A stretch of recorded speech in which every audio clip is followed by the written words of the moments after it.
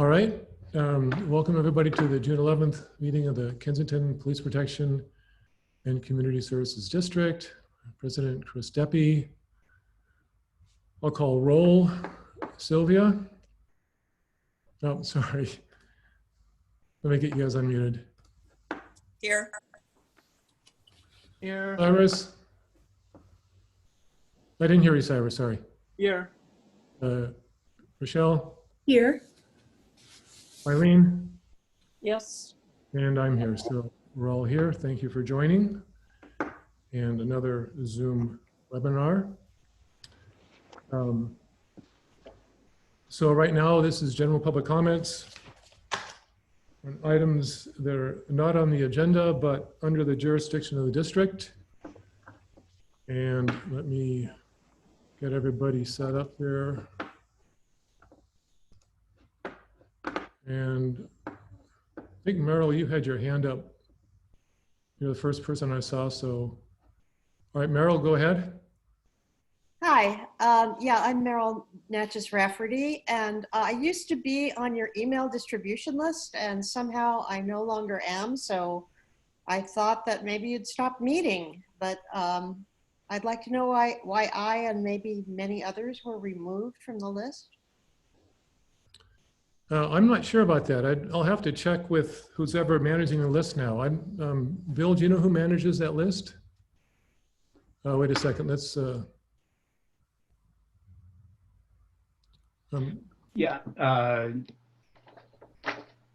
Board President Debby, I think that list is managed by the board secretary, and I know that, or what I understand is there were a lot of bounce backs on, so it seemed to be a stale mailing list. My suggestion to anybody who wants to be on the list is to send an email to either to me or to the board secretary or both, and we can make sure that you're added to the list. Yeah, the problem is I didn't know that I was deleted. I just assumed the board wasn't meeting, and I think that's probably the case for a lot of people. So I wonder if that list could just be revived and tried again, because it seems like a lot of us may have that misperception.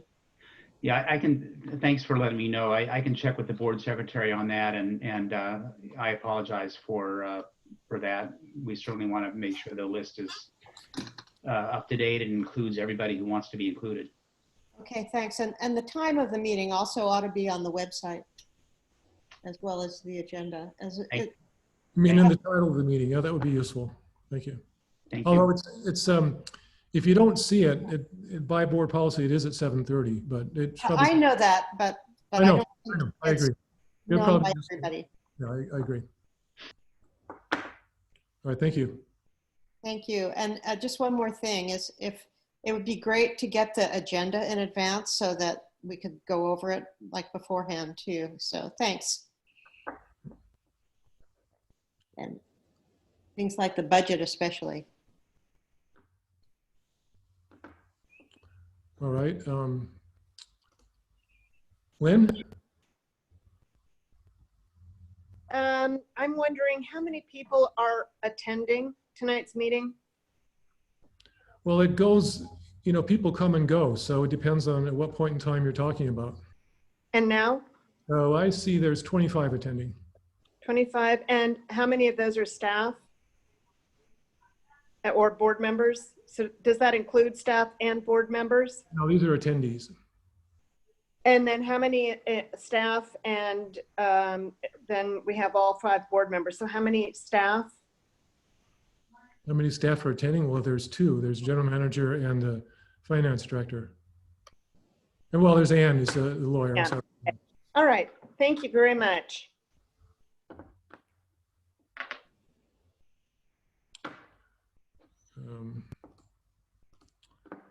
All right.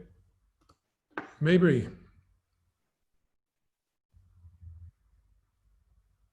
Okay, am I unmuted? You're unmuted. Okay. Thank you. I had trouble signing in.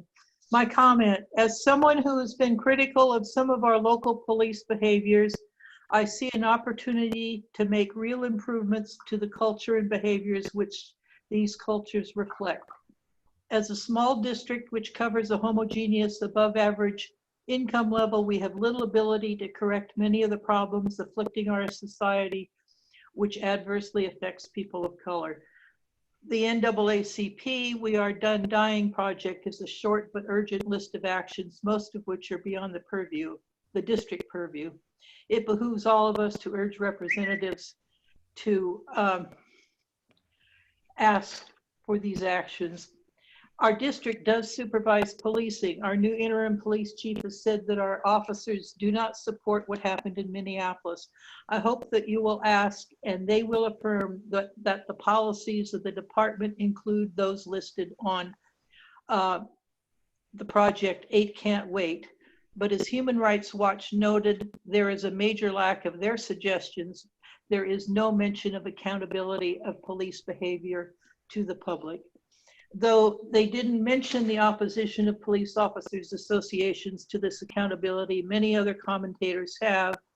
Yes, California did pass a bill allowing for some disclosure of police discipline records, but except for those police officers associations, everyone else agrees that it is weak and needs to go much further. As a board, you can pass a resolution to send to our legislators to ask them to make further reforms in this area. And we can ourselves all write our legislators. Additionally, you can ask our local police officer association to make discipline, behavior actions, complaints, and resolutions open to the public immediately or for future contracts. I have been told they will refuse. If so, ask them to explain why they oppose this. Point out to them, as the Albany police chief did when he asked officers to use body cameras. You won't have any problem if you are not doing something you shouldn't. As a side comment, re-body cameras, I hope we have a mandatory use policy, a public access to view them, and a mandatory discipline regarding these actions with public reporting. As I told my kids, once is an accident, after that you are responsible and subject to the consequences. And you can ask what the corresponding policies are in neighboring departments where our officers might go as mutual aid, or theirs might come to us and decline to support actions that do not fit our policies. As you can see, videos from outsiders and body cameras themselves have brought to light these truly terrible behaviors, and our officers need to know that we don't want the kind of officers who do any of the things that we have been seeing lately. Thank you for listening. Okay. Okay, you've muted me. Well, not yet, but now I have. Okay, Sebastian Kaplan. Hi, this is my first board meeting. I was just, yes, thank you. Is there an opportunity for public comment after Interim Chief Schultz's presentation on the use of force policy? Well, that's a good question. And it's really just a informational. So it's a little, you know, it's not a debate, sort of. It's just an information. But if you have questions, I would think he might take questions. But if you have just a general comment, you might also just say it now, I guess. And I don't know. I'd rather hear Chief Schultz's presentation first. All right. All right. All right.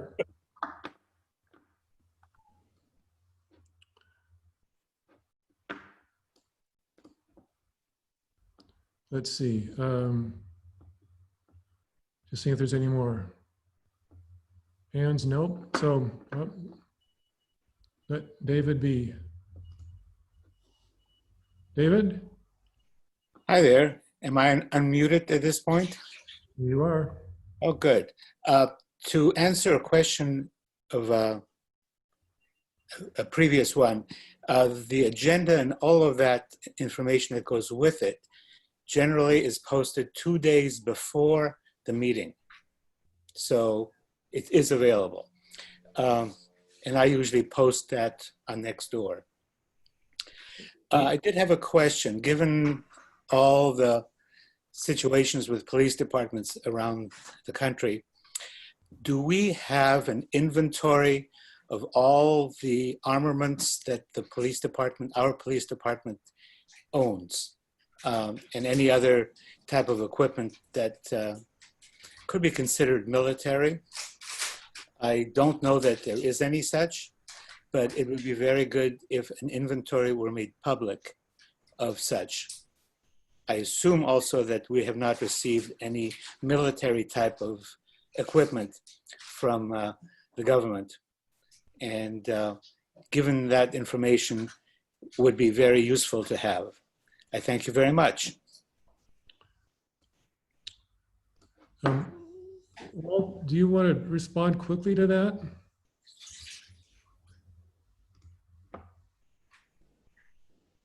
Yeah, I can respond quickly to that.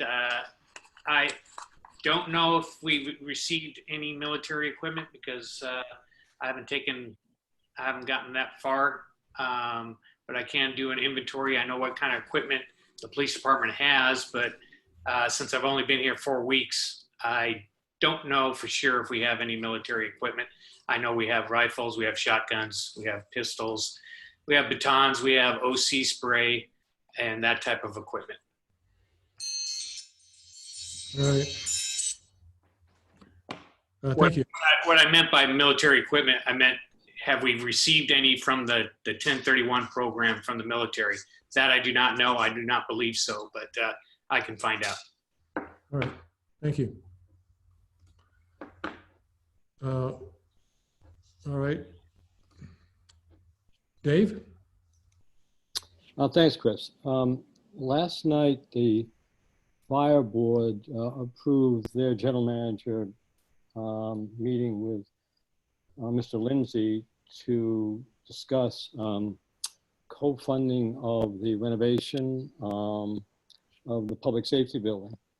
And as part of that, it appears that the fire board is anxious to start moving forward. As you know, the architect is going to the county to see if the county will approve a certain plan that would allow for co-location of both agencies, police and fire, in the public safety building.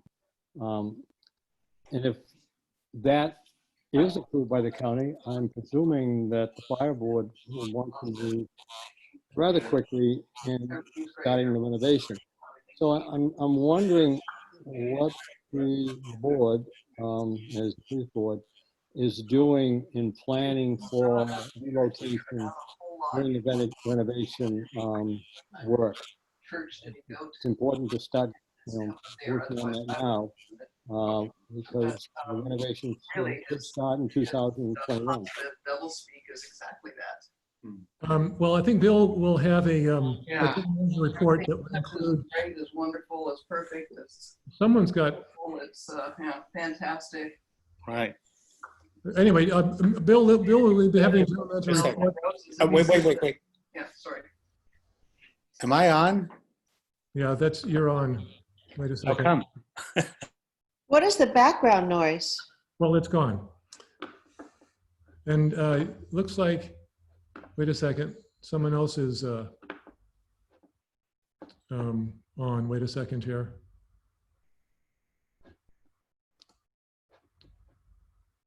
All right. Dave, sorry about that. I think General Manager Lindsay will have some information about the public safety building, so hopefully that'll at least answer some of your questions. All right. And Lisa Corona. Yes, thank you. Thank you so much, Chris. I just have a kind of a question and a request, really. I know that the district used to send out the agendas to everybody who had signed up to receive those in advance of the meetings. And I don't know where along the way it kind of slipped out of practice, but I think it would be wonderful if the district could actually push that information out rather than people having to go to the website to find that out. And David Bergen does a nice job of telling people the meetings are coming up, but it would be wonderful if the district could just keep a list of those people who were really interested in getting that and pushing that information out for public to participate more. Well, actually, that came up already. We do have a list, but it looks like the person administering it did some cleanup and potentially maybe removed some bad emails that weren't bad. I'm not sure what happened. We're still looking into it, but we do have the list, and we'll keep sending it out, and hopefully we can get the people added back that may have been removed. But the list still exists. And how do you get on the list? I'm sorry. Or is there a way to get on that list? Send an email to the general manager, probably is the simplest. Okay, great. Bill, is that okay? Yes, either to me or to the board secretary, either one, and we'll make sure that we get it updated. Thank you. Thank So, you. I just thought there might have been a sign up function on the website that automated this process. Perhaps I'm wrong about that. I haven't been there in a while. I thought there was, and let me just, with the, You know, and if folks are concerned, I would suggest that they just go ahead and re-sign up. Clearly something went wrong, whatever that may be. And rather than try to guess at fixing it, if you didn't get an email, then certainly try to re-sign up. And I think we have an automated process. it is on the website. It's under governance. Oh, Thank great. That's great. And thank you for that information. We'll make sure that it's functioning okay. Really. And maybe make it more prominent instead of being under something, have it more on the front page, but it would be a lot better and more efficient for the district to have people do that automated process than to write into Bill. Yeah, That's I'll- I get that. these are on the homepage. Thank you all. Thank you.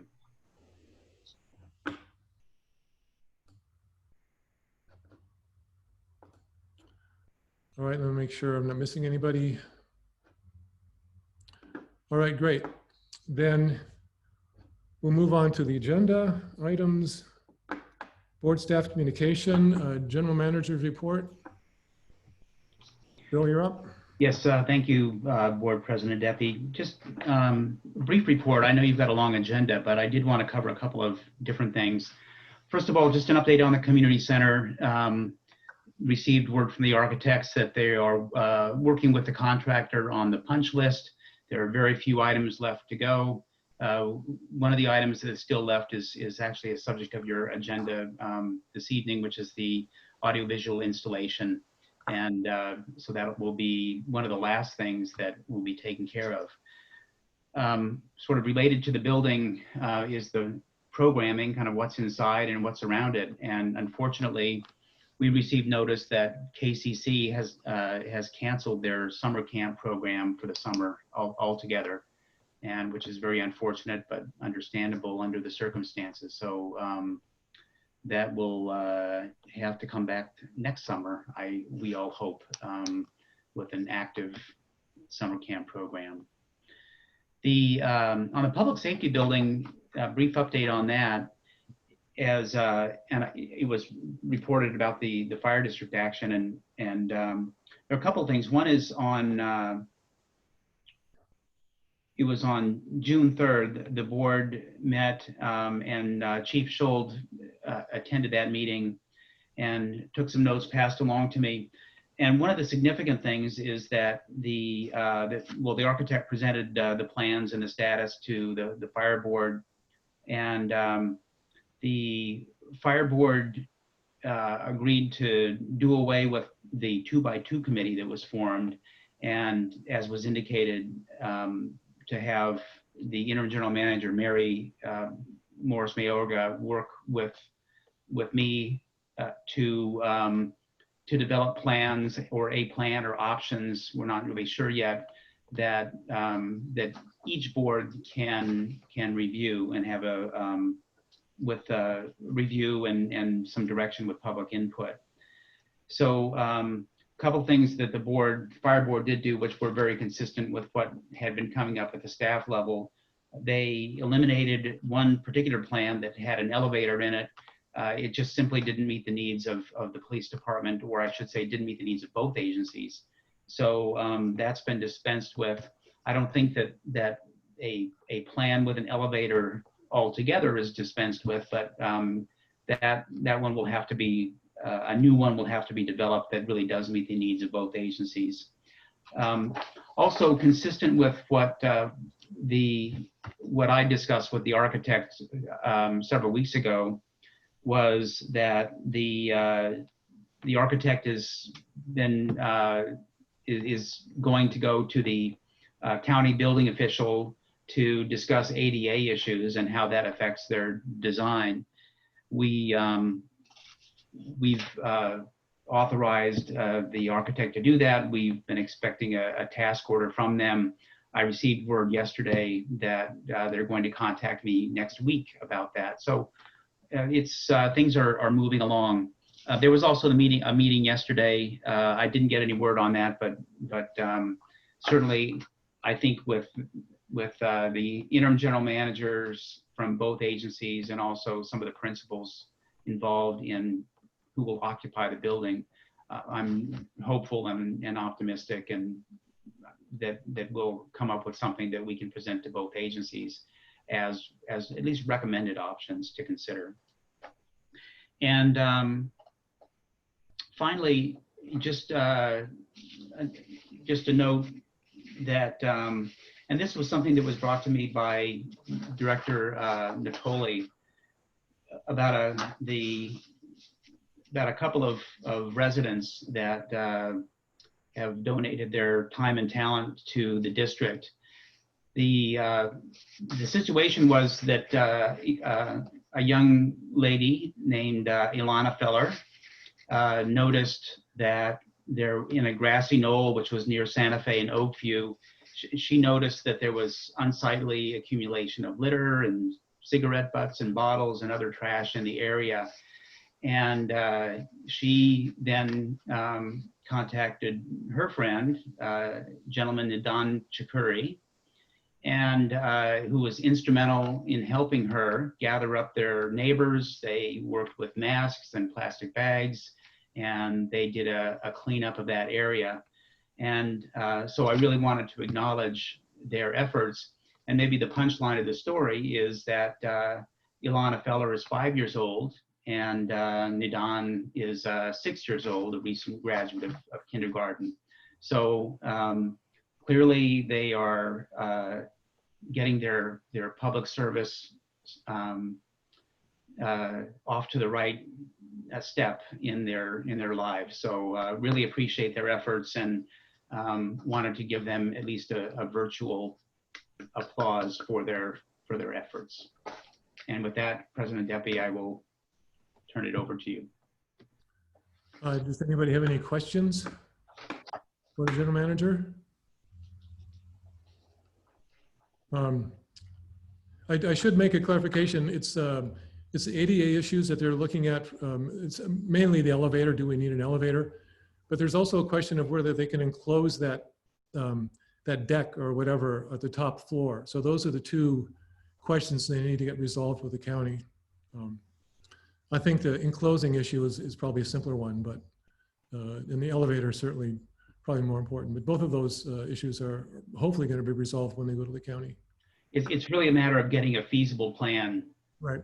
in front of both boards. Yeah. One that works for operationally for the two agencies, and then one that also works from a code perspective.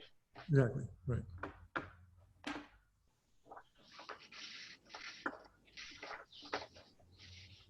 Cyrus?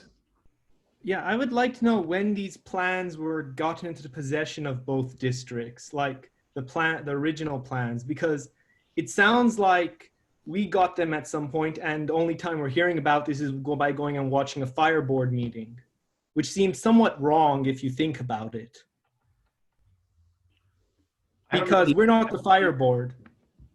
I don't know the answer to that question about when the district staff received plans. I do know that former interim chief Simpkins worked with the architect. So it goes back at least to his tenure, and beyond that, I don't know. And so does the 2x2 committee have any comment on this, or I guess it's now just the 2 committee? This is the general manager's report. So I'm sorry? I mean, Well, he was working with you, and because it seems that's the only way they can be doing all of this, by interfacing with the 2x2. I think Bill has answered your question. No, So, I'm sorry, Director Madavi, could you repeat the question so that I understand it? so I'm saying, when did anyone in this district get access to those plans? And like, because why is it that we have to go watch a fire board meeting to learn about what's going on and then just have a report on this after the fact? Well, I can at least clarify, we've never had final plans that were okayed by the county and okayed by both departments. They don't exist. Well, that didn't stop the fire board from talking about the plans they did have. No, it didn't stop them from talking about them. But I think Bill has made the comment in the past that it doesn't make sense to discuss plans that we don't even know are feasible or not. And so that's the idea. You know, by the 2x2. Cyrus, excuse me. The idea is that, and Bill has said this before in the last meeting, get the questions answered so we know we're discussing something that's feasible. There's no sense in discussing something that potentially could be totally undoable. In fact, the fire board discussed what's called option C, which had an elevator, did not have the deck enclosed, and it was not approved by either district.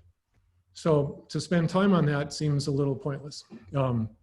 But that's the reason that the plans are where they are. We're still waiting to get plans that we know are feasible. All right.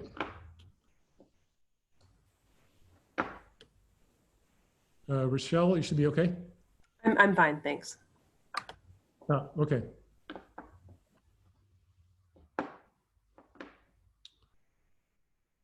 All right.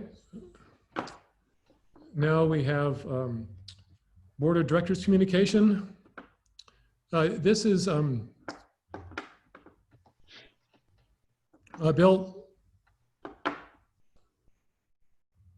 Bill, do you want to take any questions from the public? That's the chair's call. I'd be glad to if you'd like. Sure.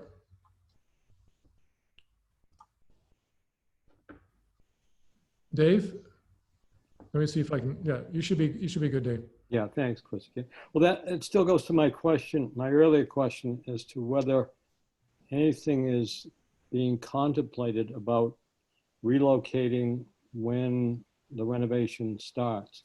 And secondly, just for a point of clarification, the fire board last week at the special meeting did decide to go to the county with what is called Plan B, which was, from my understanding, the police section of Plan B was designed by Interim Chief Simpkins when he was here.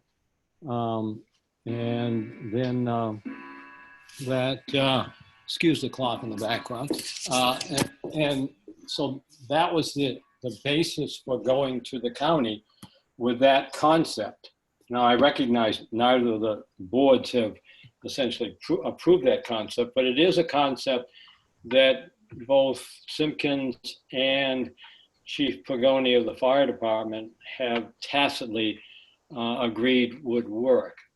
But going back to my original question to the General Manager Lindsay, has there been any discussion or effort at all to begin planning for relocation once renovation starts? Because I think it needs to be started now. Thanks. Well, there really hasn't been, and part of that is, again, without an approved design and without, I mean, we really don't know the timing. And so there, I think that what I think that should happen is that it should really come to the board as a package in its entirety with options for design and also for temporary facilities, which may be something, it's likely something that's going to be facing both districts. One thing I just wanted to mention is the plan that is going to the discussion with the county building official is not about a plan. It's really to address ADA issues and code issues. And in terms of the design itself, it really is not done. I know that Interim Chief Schuld is looking at it and or has looked at it, and there still may be some concerns. So it's not a finished plan. There still needs to be more work done by I think probably the staffs of both departments. Since I haven't had any discussions about that, I don't know, but I would speculate that there's still some more issues to iron out. And Dave, just to be clear, we had given the approval to the RDC to go to the county probably 2-3 weeks ago. And RDC felt that they needed to get approval from the fire board to go to the county. And that's what that meeting was about. We had given them the okay, because we're the ones that contracted them, of course, to do this whole design. We've given them the okay verbally, but we were waiting for a task order. And they eventually decided that they would have to get approval from the fire district to go to the county. So that's really how that happened. All right. Wait a second. All right, I have Lynn.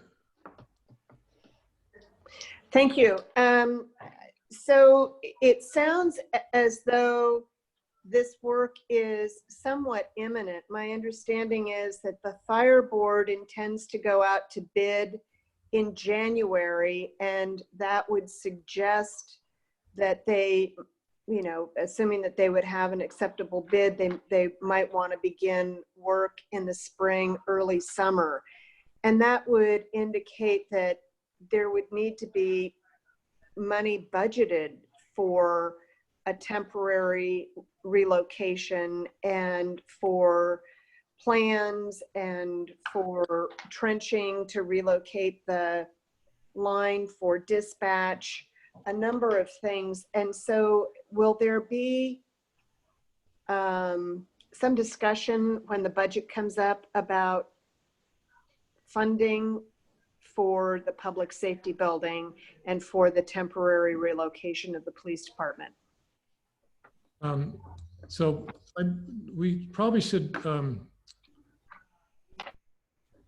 be sure this is a general manager report. If you have questions, that's fine, but it's not an agenda item. So if you've got a specific question about what he said, and by the way, we do have a budget item on the agenda, so that'd be the appropriate time to discuss that. But if you've got a question for Bill about what he just said, fine, but if this is not a discussion item, we have a lot of things to do tonight, so if you've got a question, fine, but keep it brief. And remember, this is not an agenda item per se. So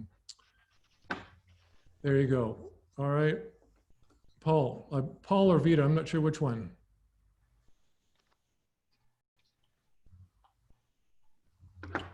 Paul and Vita Doro.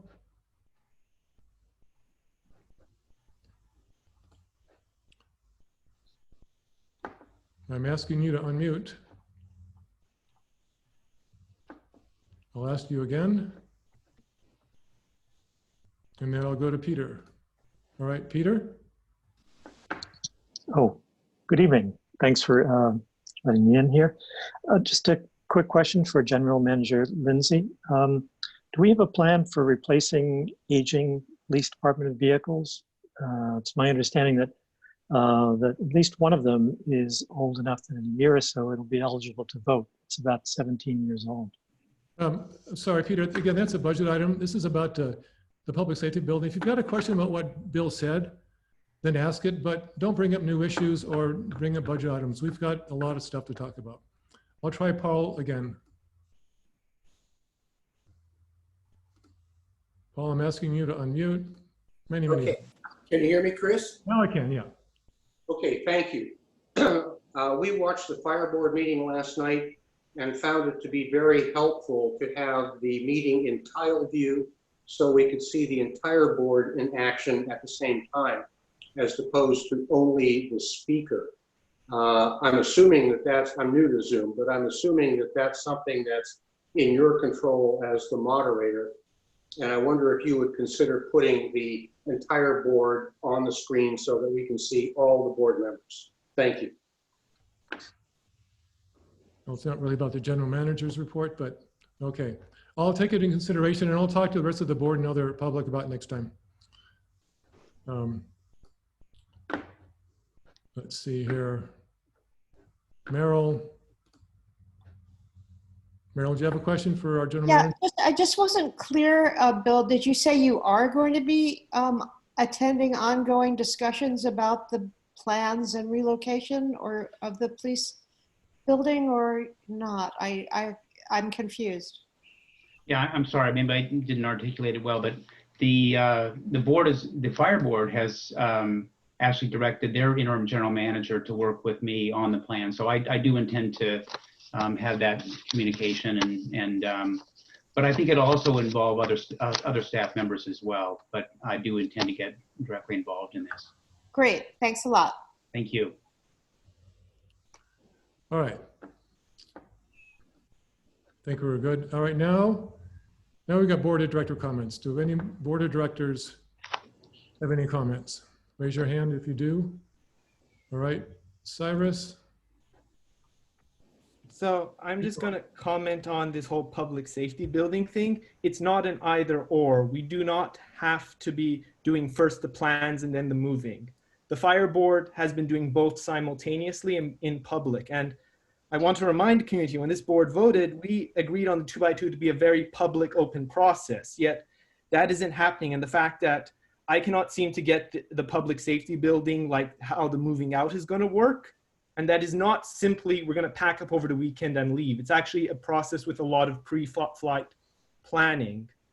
And so I'm kind of really confused why none of the rest of the board has any curiosity about this. And I'm literally asking, will another board member help support putting this on the agenda to have this discussion about the finances of our new temporary location and actually where this temporary location is going to be and the moving out process. Because that is part of our fiduciary duty, is to get on top of these things before the last minute so we're not scrambling and incurring extra costs for bad judgment calls. Is that it? Yeah. All right, thank you. Michelle? Hello.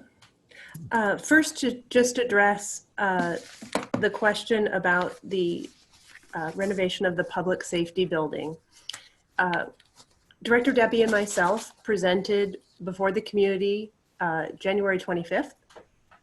And just prior to that, we had a conversation facilitated by then Chief Simpkins, thank you, Chief Simpkins, with Steve Lake concerning the transition of the police department to temporary quarters. President Debby, excuse me, has raised the issue of speaking with him again in terms of the budget this year and the consideration of the move of the police department to temporary facilities has been discussed as part of the budget and will of course be discussed as part of the budget. That has always been in consideration. As far as the 2x2 went, in March, Chief Simpkins again was part of the meeting with Fire Chief Pagoni.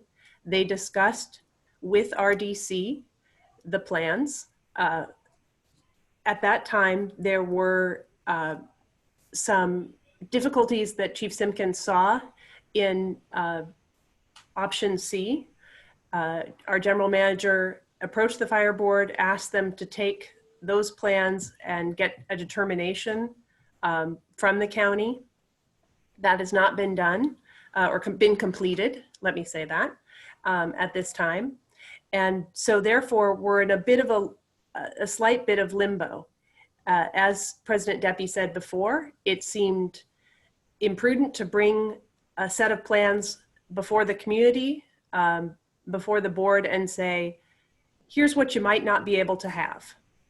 It seemed more thoughtful to wait until that last determination was made, and then we could bring either one or two sets of plans before the board to show them. It was not my intention that those sets of plans would be released to the public. The fire board president decided to release the plans that we had obtained from RDC to her board and to the public. That was her decision. That's fine. But that was supposed to be as part of a discussion with this board, in which we said, this is a design that has been approved by both Chief Simpkins, or both the police and the fire department. And so we hope this is where we can go forward. So that was a long description, but that's exactly where we are in terms of the building, and it's going forward. Secondly, I would like to briefly address, as board member, neighbors, over the last few weeks, the horrors of systemic racism in America have come into full view. No longer can we ignore our role in creating inequities, and we cannot deny our responsibility to make a more just society. You will all be aware of the role in law enforcement in perpetuating bigotry and unleashing violence. As aware as I hope you are of the role that law enforcement has in building communities and saving lives. We now know that these histories cannot coexist. We must choose one or the other. Over the last few decades, we've started to reckon with pedophiles in the priesthood, abusive teachers, and now we must put more safeguards in place that protect our communities and our cops.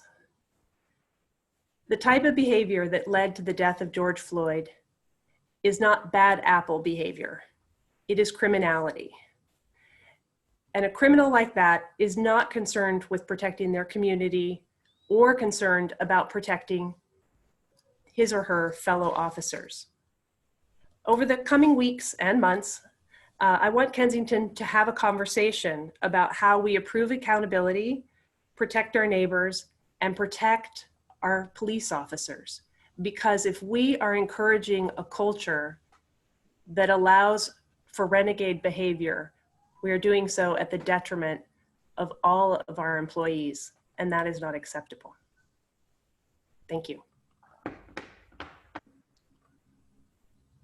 All right, thank you, Rochelle, and I appreciate what you said, and I agree with everything. So I won't repeat it. Now I've got something that I need to talk about. At the last meeting, while discussing a new contractual agreement with Ann Danforth, Director Madavi made a disturbing statement about Ms. Danforth. Specifically, he said, she is always overbilling. This is a serious accusation, and I just can't ignore it. First, it's patently false. It's just not true. No one I know who has worked with Ann has ever questioned her integrity or accused her of overbilling. It just hasn't happened. And as to her integrity, I've known Ann for almost 3 years now. She's one of the most honest, trustworthy, and ethical persons I've ever worked with. Second, these kinds of charges are outrageous and simply unacceptable. It reflects poorly on our board and potentially opens all of us up for future lawsuits if these kinds of reckless statements keep happening. And finally, it's just morally wrong to falsely accuse someone of wrongdoing. And the fact that I even have to say that is really disappointing. All right, any other board members? And Cyrus, you already talked. Any other board members here want to say something? No? Okay. Then we're going to move on to the consent calendar. We're going to consider approval of minutes for regular board meeting of May 14th, 2020. Do I have either a discussion about it, a motion just to approve? Eileen? Yeah, I tried to talk before my Wi-Fi cut out and I didn't hear the first part. Who was complaining about Ann's rates billing? That was at the last meeting that Cyrus did. Oh. No, Ann is terrific and very cost effective, and it is a big disappointment. I want to echo Rochelle's comments on the police, and I think we all recognize that we have asked our police to do two very divergent responsibilities, and it's taking the gamut from people with mental illness to people with assault rifles. And it is a very trying time. And I think we all need to do a lot better on how we interact with each other. And having lived in Minneapolis for a number of years when I was in college, I'm absolutely shocked at how that city has managed its police department over the years. And I just, your heart goes out to people. So thanks. Yeah, it's hard on Zoom because Wi-Fi can cut you out. And then finally, Sylvia, looks like. Okay, Sylvia? Thank you. I also did want to echo Rachel's comments. I thought they were very balanced and very reflective of where I particularly am feeling these days. And I think we began a conversation quite a number of years ago around police accountability that continues to this day. And I look forward to continuing that. I also wanted to, in response to your discussion on the consent calendar, make a motion to adopt the consent calendar. All right, do I have a second? Well, I'll second it. Any discussion on the consent calendar? Any objections? Well, all right, I'll take a roll call. Sylvia? Aye. Eileen? Yes. Rochelle? Yes. Cyrus? No. And I want to point out, if you actually, I can pull you the PRA bills where she has been misbilled. Sorry, Cyrus, this is a consent calendar. You're out of order. All right, it passes 4-1.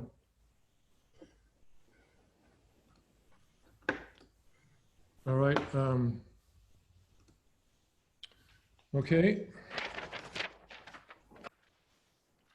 Now the next is receive a report from interim Police Chief Walschild concerning use of force of policy for the Kensington Police Department. Now this is an informational item. We're not discussing policy, but I'm assuming he'll take questions. So Walt? Thank you. And also I wanted to quickly answer that last question.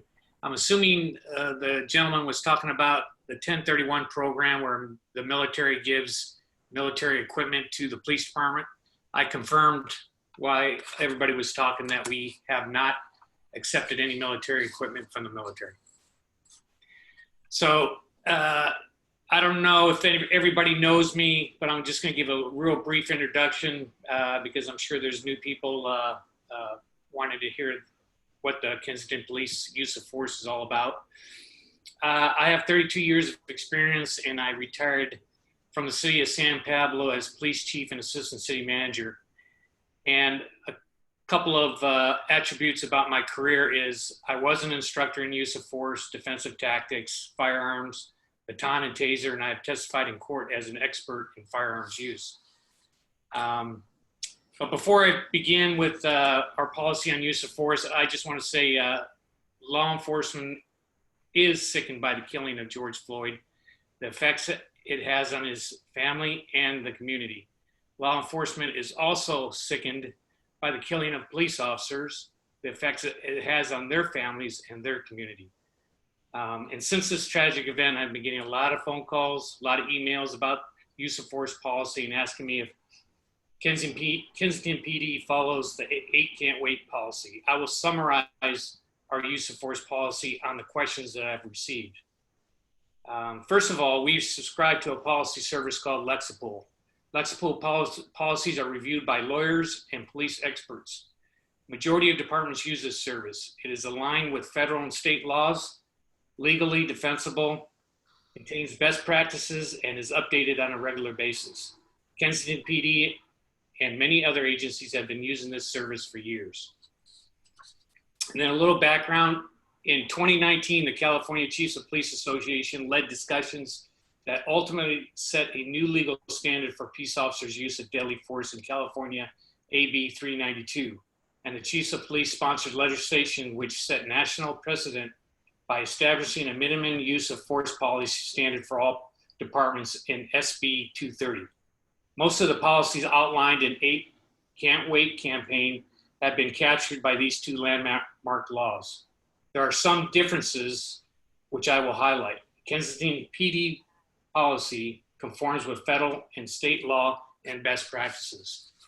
So first, officers do have a duty to intercede when force is unreasonable. They must stop the officer, and then after the incident, they must immediately report that incident to their supervisor. This is not only in our use of force policy, but it is in our standard of conduct policy. Officers must report any criminal violation or any departmental policy violation. Supervisors must also fully report and document any misconduct by an officer. This is in line with 8 Can't Wait policy, state law, and best practices. Now, the use of force continuum is solely a 8 Can't Wait policy. This is not in line with Kensington PD's policy or state law. The use of force continuum is a concept adopted by police departments decades ago that has since given way to better informed, evidence-based use of force policies. This model has been proven to be impractical and even dangerous when applied in real-life situations. This outdated use of force model has long been replaced by the reasonable objectiveness standard. The reasoning behind this is that all situations are different in some way or another, and they cannot be predicted. The officer's decision is based on the totality of circumstances. It is best standards and accepted by the courts. As one example, and I use this because it's apropos for today's climate, when the use of force continuum was a standard and was a standard in policing, officers were sent to protesters locking arms and blocking the street. They used the use of force continuum in this incident. They gave verbal commands, used hands-on by trying to pull the protesters apart, but could not get their arms apart because they were interlocked with tubes. The next level in the use of force continuum was OC, which is a chemical agent that causes inflammation, making it difficult for the person to see and breathe. They were passive resistors, and it was unreasonable to put a chemical substance in the eyes of a passive resistor. The reasonableness standard that we use today would have stopped at hands-on because a reasonable officer would not use OC on a passive resistor.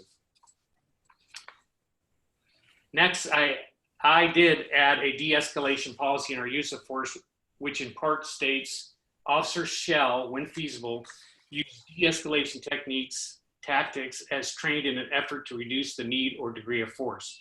Now, de-escalation tactics is and was routinely used by Kensington police officers in all use of force situations. There's de-escalation tactics in our crisis intervention, our civil disputes, and mental illness departmental policies. Officers are trained in de-escalation tactics in the academy, in the field training program, in-house scenarios, and formal training conducted by the Peace Officer Standard and Training. Our de-escalation policy is in line with the 8 Can't Wait policy and state law.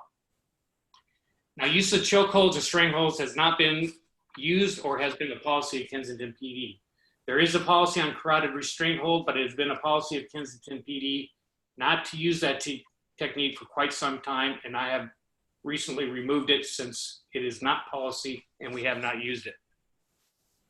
Kensington PD's policy is in line with the 8 Can't Wait policy.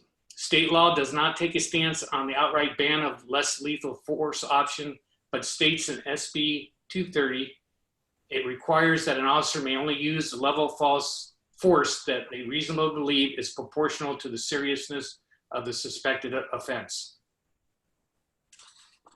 Kensington PD requires a verbal warning when feasible before force is used. This is also in line with 8 Can't Wait policy and consistent with federal case law.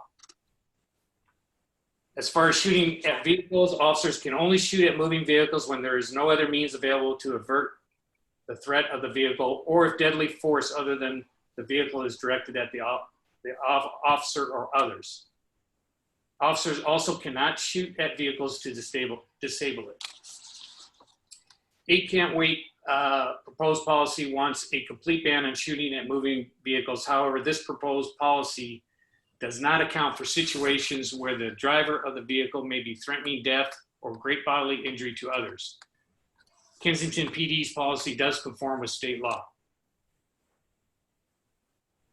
And officers are required to complete detailed reports on any use of force and are required to notify the supervisor that the use of that use of force. The supervisor is then required to conduct their own investigation on the incident, including locating witnesses, conducting interviews, ensuring the report was properly written, and ensuring any injured party was examined and treated. The use of force is reviewed by command staff to determine any violation of policy and forwarded to the chief of police.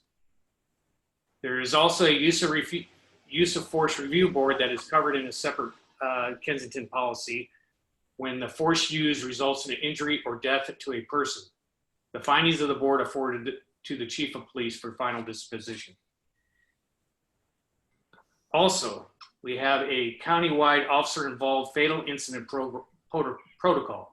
Every department in Contra Costa County participates in this protocol for as long as I can remember. When an officer is involved in a fatal incident, a specialized team of officers, including investigators and attorneys from the district attorney's office, investigates the incident. This is in line with 8 can't wait policy and state law. Kensington's PD policy required an officer to consider alternatives before shooting.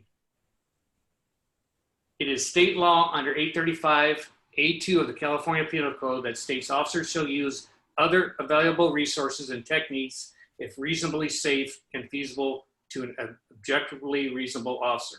Further, SB 230 in the training and policy requirements states an officer will consider all alternatives based on training, alternatives to deadly force, requirements on proportional force, and de-escalation techniques. It appears this is in line with 8 can't wait policy and state law, but 8 can't wait policy may take a more literal interpretation of this. Finally, California has some of the best trained officers in the nation. Kensington officers are trained quarterly on the use of force policy and trained in SB 392 mentioned previously. Use of force by Kensington officers has been rare, and in fact, we average 1 use of force per year, and that lower encounter is attributed to low crime rate, but also to our officers' verbal skills and de-escalation tactics. We are also trained in anti-bias policing and have a certified the trainer instructor in fair and impartial policing that is authorized to train our officers. Our training program was audited by an outside police captain. He found the training program was up to date and above standard. We have body cameras that document virtually every police contact the officer is involved in, and we have computer-aided dispatch that records everything the officer is sent to or does. On a side note, I've also been asked about Kensington PD's diversity, and we are small but diverse. Percentage-wise, we're 11% African-American, 22% Asian, 37.5% Hispanic, 33% Caucasian, and 22% female, 1 sworn female and 1 non-sworn female. And I do want to, before I conclude on the use of force, I do want to clear up one item that's a rumor going around Kensington, is that the police association, there's an email going around that the police association is blocking personnel records from being made public. And that is absolutely false. I spoke with the POA. They have, as long as the law is followed on releasing this information, they have no problem with it being released. And under SB 1421, it has created exceptions to releasing that. And part of those exceptions also involves shooting or incident involving the use of force resulting in a death or great bodily injury. And those will be released with the proper Public Records Act request. So I do appreciate this opportunity to let the public know about our use of force policy, and I look forward to working with the community to get through this, the recent tragic events, and hopefully we can just work together to make Kensington a great place to live, and a great community, and a great place to community police relations. With that, if there's any questions, I'll be happy to answer. Walt, I have a question. That was a lot you had to say, and thank you very much for researching and spending the time. As it has to do with the carotid, if I'm pronouncing it right, control hold, what is the current policy? Because if I look at it on our website, it's allowed. So what is the policy now for Kensington? Yeah, as I said, I checked with staff and the prior chief, and he said that the policy was not to use a carotid chokehold. I could not find out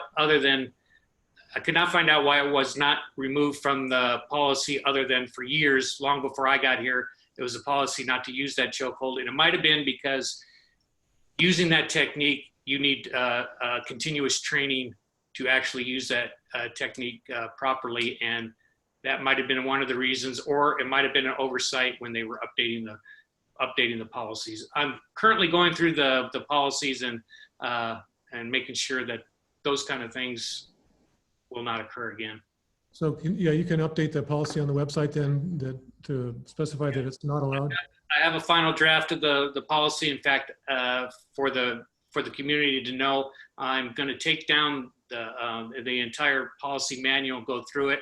I will put up the use of force policy before I put up the whole entire policy, so everybody can see the updated one. But our Department of Policy needs to be gone through with a fine-tooth comb just to make sure that those types of mistakes aren't in there. I don't know if there's problems, but as a new chief, that's one of the things that we do is go through policies, do a property audit, do a training audit, and we just do the basic things when we first come into this position. Right, great. Sylvia? I had two questions based on your presentation. Early on in the presentation, you talked about I think you said that it's mandatory for a police officer to report any criminal violation or violation of policy. Did I understand that right? That if a police officer sees another police officer doing something that's against policy, they should report it? Absolutely. And that's not considered whistleblowing? No, that is called being ethical police officer. Mm-hmm. It's whistleblowing. I think you're talking about if a whistleblower is actually, I think you're talking about in a business or something, that they're doing something against that is wrong. You can call it a whistleblower, but we don't call it a whistleblower. We call it ethics and being a good police officer. Mm-hmm. Okay. And the second question I had, excuse me for a minute. You mentioned a use of force review board. Can you explain who that review board would be? That would be supervisor, an officer, and the chief of police. I would be the final review. I would have 3 staff members review that policy and then make a recommendation, or if they see a violation of policy, then they report it. If they don't, they don't. But I can overrule what they say based on what I read. And okay, I just wanted to know that that's basically an internal composition of the use of force board, review board. Yes. Okay, thank you very much. I will add, though, in a fatal incident, we have outside agencies investigating that, so it wouldn't be an internal. Right, that's that whole county-wide process that you explained. Yes. Thanks very much, and I appreciate your, addressing this. As you know, I expressed the concern of a lot of residents, and I do want to reiterate something that residents have said to me, which is around residents reporting minority individuals who may be in Kensington, and the report comes in that they're suspicious, and if you really checked as to what they were doing that was suspicious, it's based on the color of their skin. And so that's an area where I think officers need to really probe if someone is reporting suspicious behavior, what that behavior is. because we've had incidences in town where, you know, just like you hear about on the news, people going about their business have every right to be doing their business, but the color of their skin raises flags, and that then leads to a contact. Well, I think I mentioned to you that if I get wind that an officer is stopping somebody for the color of their skin, there's going to be severe discipline. And I also said that if a chief of police allows their officers to stop somebody based on the color of their skin, they should immediately be fired. Well, it's often in response to a resident calling, and I think that's, you know, a bit of education on the officer's part as well as to what constitutes the suspicious behavior. Thank you. Yeah. Right. Rochelle? Just to dovetail on Sylvia on what you were saying, I think law enforcement, Chief Schultz, correct me if I'm wrong, has, they must respond when calls are put in, when there's a concern. And I think that if we have residents calling in suspicious behavior, as I'm sure we do, because we definitely have to accept and address the fact that Kensington also has some racism problems. Comments made before this board have convinced me about that, unfortunately, in the past. So I think that's an education campaign that maybe we have to begin as a board in conjunction with the officers, because by the time the call is made in, the officer is already, you know, needing to respond if there's something that's concerning. So unfortunately, as we saw with the Amy, I'm sure I'm not going to get her name right, in the incidents in pardon? Oh, Cooper, was that it? Yes, Amy Cooper in New York, that unfortunately there are folks who will use privilege to address a problem that should have never arisen and never involved law enforcement. So I think that is on us as neighbors to help our officers not have to deal with that alone. So we have to be ethical and aware of our own concerns and, you know, and racism. If I can just add to that, officers should know what is illegal detention and what is not illegal detention, even if they're called by a citizen. That doesn't mean that it's automatically illegal detention just because they see somebody walking down the street. You got to have some kind of reasonable suspicion that they're up to or about to commit a criminal act before they can detain them. So officers should know what is the legal justification to stop somebody, even if they were called by a citizen. Now, and I'll add some more, and it doesn't mean a consensual stop where the officer is called by a citizen, he's not doing anything suspicious, and the officer stops that person, says, ask if he can talk to them. If they say no, then he needs to walk away if he doesn't have a legal detention. There's a difference between consensual and illegal detention. Walt, I did have one final thing. We've got someone in the audience who wants to ask a question, but if you're looking at the policies, could you also make sure our body camera policies will work with the use of force, because they kind of go hand in hand. If we don't have body cameras on, we don't know what's happening. So as far as when they have to use it, what the ramifications are if they don't turn it on the right time, just if you could review that as well as a larger issue. Coincidentally, I did review that before this meeting, and Chief Simpkins had written that policy, and it's well up to date and well written. So I'm happy with that policy. All right, we have someone in the audience that I told he should wait to ask to talk to you, and now he's talking to you. Sebastian?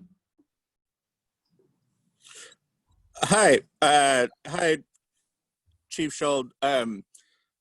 First of all, I just want to say thank you. You were very responsive to the email that I sent last week, and informed me about this meeting, and that's why I'm here. And it seems like you're doing good things here. I hope you don't take any of my questions as adverse in any way. I'm just really curious about this issue.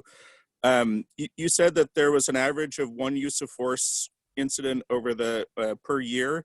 And I was just curious if KPD has convened a use of force review board in the past 2 years, and whether the written findings on those review boards are available to the public. I also noticed that in section 300.10 of the manual, there's an annual use of force analysis that's supposed to be prepared. I was wondering if you know when the most recent one was prepared and if that's available to the public. And I also saw the El Cerrito police chief's recent letter providing a similar review to what you just provided. And one of the things that he mentioned considering was including threats of force in the definition of use of force. And I was wondering if that was something that you were considering and if there were other revisions to the use of force policy that were on the table that you thought would merit a public discussion or community input. That's a lot of questions. It is, sorry. Let's work backwards. I reviewed our use of force policy. I did make some edits. I made the changes that I said in my presentation. And then what is the other? Okay, the use of force reports, the review, no. And that is on Kensington PD's fault. Whoever was the chief of police at the time, it was not the last chief of police, Chief Simpkins. But that would not happen with me or with Chief Simpkins. We follow the policy by the letter on these types of things. I don't know why there was not a use of force review, because I did inquire about that. That's one of the changes I'm making here at Kensington is a file for the use of force so we can report it to the state like we're supposed to, a file for pursuits. And so that's changes that I'm making right away. Was there another question? Sebastian, did you have one more question that? Question, I can't. Yeah. I'm going to guess that that's the same for the annual use of force analysis. Yes. And then the other question was, the El Cerrito Police Department says that it's considering including threats of force in its definition of use of force. Is that something that the Kensington Police Department is considering? Have not considered that. That's an interesting question. I'll take a look. I know I have had questions about when an officer threatens somebody to use force to make an arrest, if that's documented. It is documented in their arrest report, but I have not considered having threats of force in the use of force policy. I will consider that. All right. Again, I just want to say thank you very much. I've been very impressed by how you've been responding to this and by your presentation. Oh, thank you. Yeah, thanks for your questions. All right. Let me make sure there's no other questions in the public. Board, all right. Thank you, Walt, very much. You're welcome. Look forward to the revised policy manual. Okay. Our next agenda item, conduct a public hearing and consider adoption of resolution approving the levy and collection of assessments within the Kensington Landscape Maintenance Assessment District to pay the costs of improvements for the fiscal year commencing July 1st, 2020 and ending June 30th, 2021. Bill, do you want to take this? Yes, thank you, President Debby. Just very briefly, this Maintenance Assessment District was formed in 1994 for the purpose of maintaining and servicing Kensington Park. At your last meeting of May 14th, you adopted the resolution initiating the proceedings approve the annual report and set this date, adopted a resolution of intention and set this date as the date for the public hearing for residents to state their objections, if any. That's what this item is. Just FYI, the cost of the assessments to residents is going up slightly. It's going up from $17.85 per year to $18.36 per year. One of the things I mentioned in the report last time, and I think it's important to flag again, just as a policy consideration, is right now your general operating funds are subsidizing the activities that are happening in the district. The budget shows that you're spending about $30,000 out of your general operations, and down the road you may want to consider if you want to do a broader election. It can be a mail-in election to increase beyond the $18.36. It wouldn't be a substantial increase, but given that funds are tight, it may be something you look at. It probably on the order of $5 to $10 per year, or somewhere between 50 cents and $1 per month for the average resident or average property. With that, I'd be glad to answer any questions. Any board members have questions? I have none.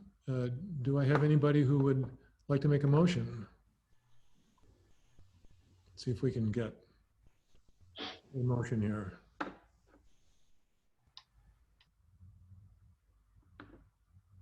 Well, I'll make a motion then that, let me get the resolution. Let me find that here. It's a resolution. Oh, Sylvia, you beat me to it. Okay. Okay. I would move that the board adopts resolution 2020-06, a resolution of the board of the directors of the Kensington Police Protection Community Services District, confirming the assessment and ordering the levy for the Kensington Park Assessment District for fiscal year 2020 to 2021. And I'll ask for a second, but then we're going to let a public member speak. Any seconds?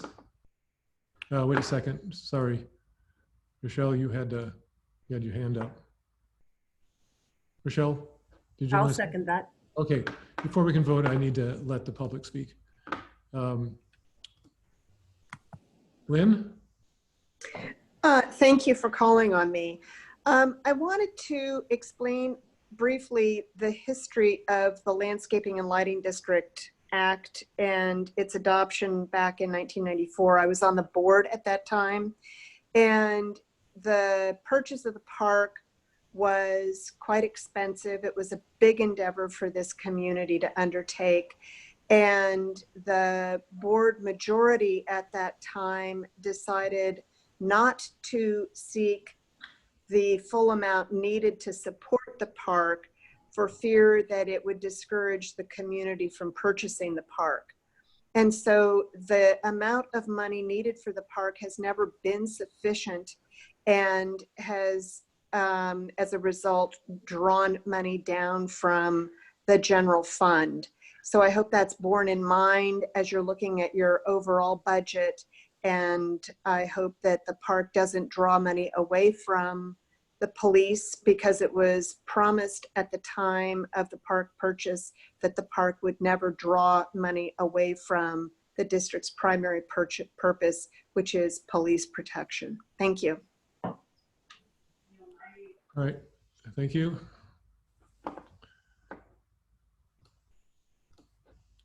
Make sure there's nobody else. All right, I have a motion. I'm going to ask for a roll call.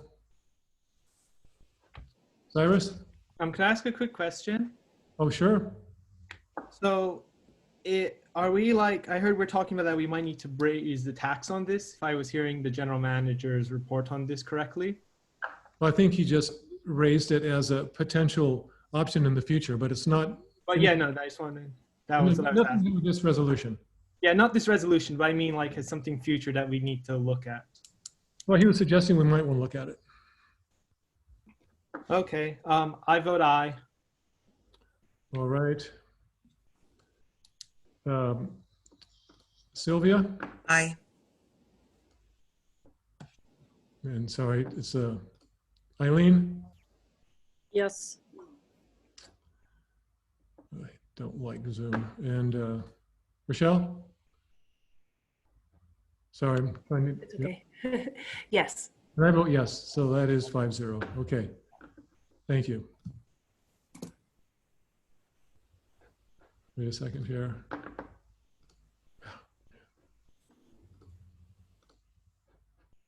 All right, so on to the next item. Discuss the use of pension obligation bonds to fund the current public employees retirement system, unfunded liability, and consider approval of the following. And there's a resolution establishing a debt issuance policy and the resolution authorizing issuance and sale of the bond.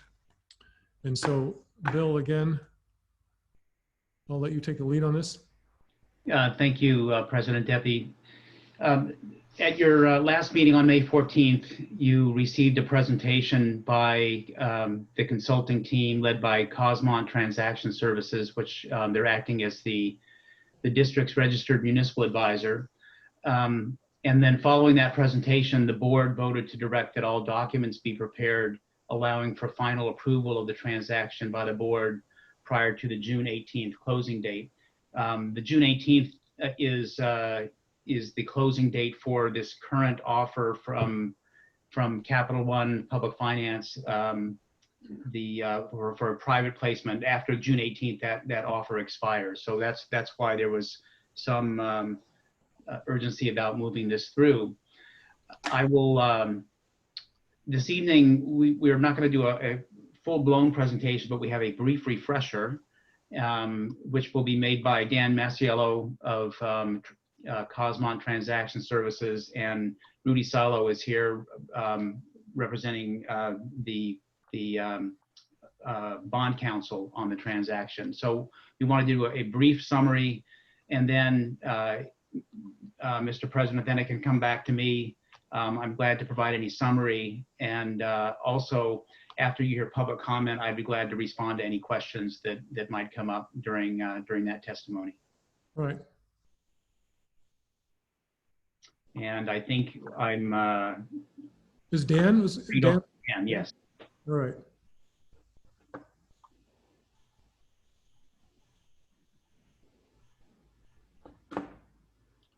Yeah, Dan, you've put full screen mode in, but you don't have the ability to unmute, and I can't get at you. So why don't you exit full screen for a second, Dan? Stop sharing your screen.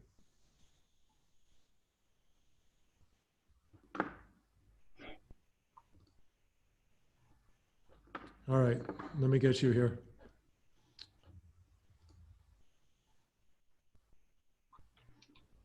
Now you should be, okay. There we go. Can you hear me? There you can go. All right, let me see if I can get this back on here. There we go. Slideshow on. Great. Well, good evening, everybody. I'm very happy to be here with you again virtually. I am Dan Masiello, Senior Vice President at Kozma Transaction Services. When we last saw each other, we gave this body a presentation about an opportunity available to the district to refinance its unfunded pension liability at a lower interest rate, thus lowering current and future pension costs. Tonight, the board considers approving the issuance of bonds to capitalize on this opportunity. So we are here to explain what it is you will be considering. So let's see. So a quick review. As most of you are aware, the Kensington Police Protection and Community Services District has what's called an unfunded accrued liability with your pension plan provider, which is the California Public Employees Retirement System, or Calpers. That liability that is owed to them is approaching $4.5 million. This is an existing debt, and it is being repaid at 7% interest. There is an opportunity to refinance this debt at a 3.85% rate of interest, which is almost half of the current rate of interest. In doing so, we calculate that gross savings over the next 26 years, which is the amount of time the current UAL would take to be amortized, would be over $1.8 million in gross savings. And if you discount that to a present value, it's approaching $1.2 million in savings. This is over 26% of the outstanding balance. This is a fantastic amount of savings. So that's what the board is going to be considering to take action on tonight. So I just wanted to throw this chart up there once again, because for me, this is the most compelling, paints a really good picture, very compelling story here. As you can see, I'm not sure if you can see my mouse on the screen, but this green line is the current projected payments to Calpers over the next 26 years to repay that UAL, that unfunded liability. And this will be the structure of the bonds as we're proposing. We call this level debt, but we actually step up a little. So the district will have a couple of years of increasing costs still, but we'll have it paid off in a shorter amount of time, in 20 years, and a vast amount of savings compared to its current liability. And I don't see the screen. It could be just me, but can anyone else see his shared screen? No, we're not seeing the shared screen, Dan. Yeah. Oh, thank you. I guess I did something wrong there. Hold on. Sorry. Screen. Oh, I didn't hit the share button. There we go. How's that? There we go. Okay. Back up. Now you can see that? Yeah, I can see it. I think that's good.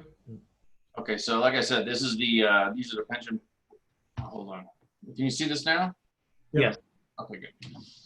So these are the projected payments to Calpers to redeem, to amortize the UAL, and these would be the pension obligation bond payments, significantly lower. So the question was asked how this opportunity came to the district in the first place.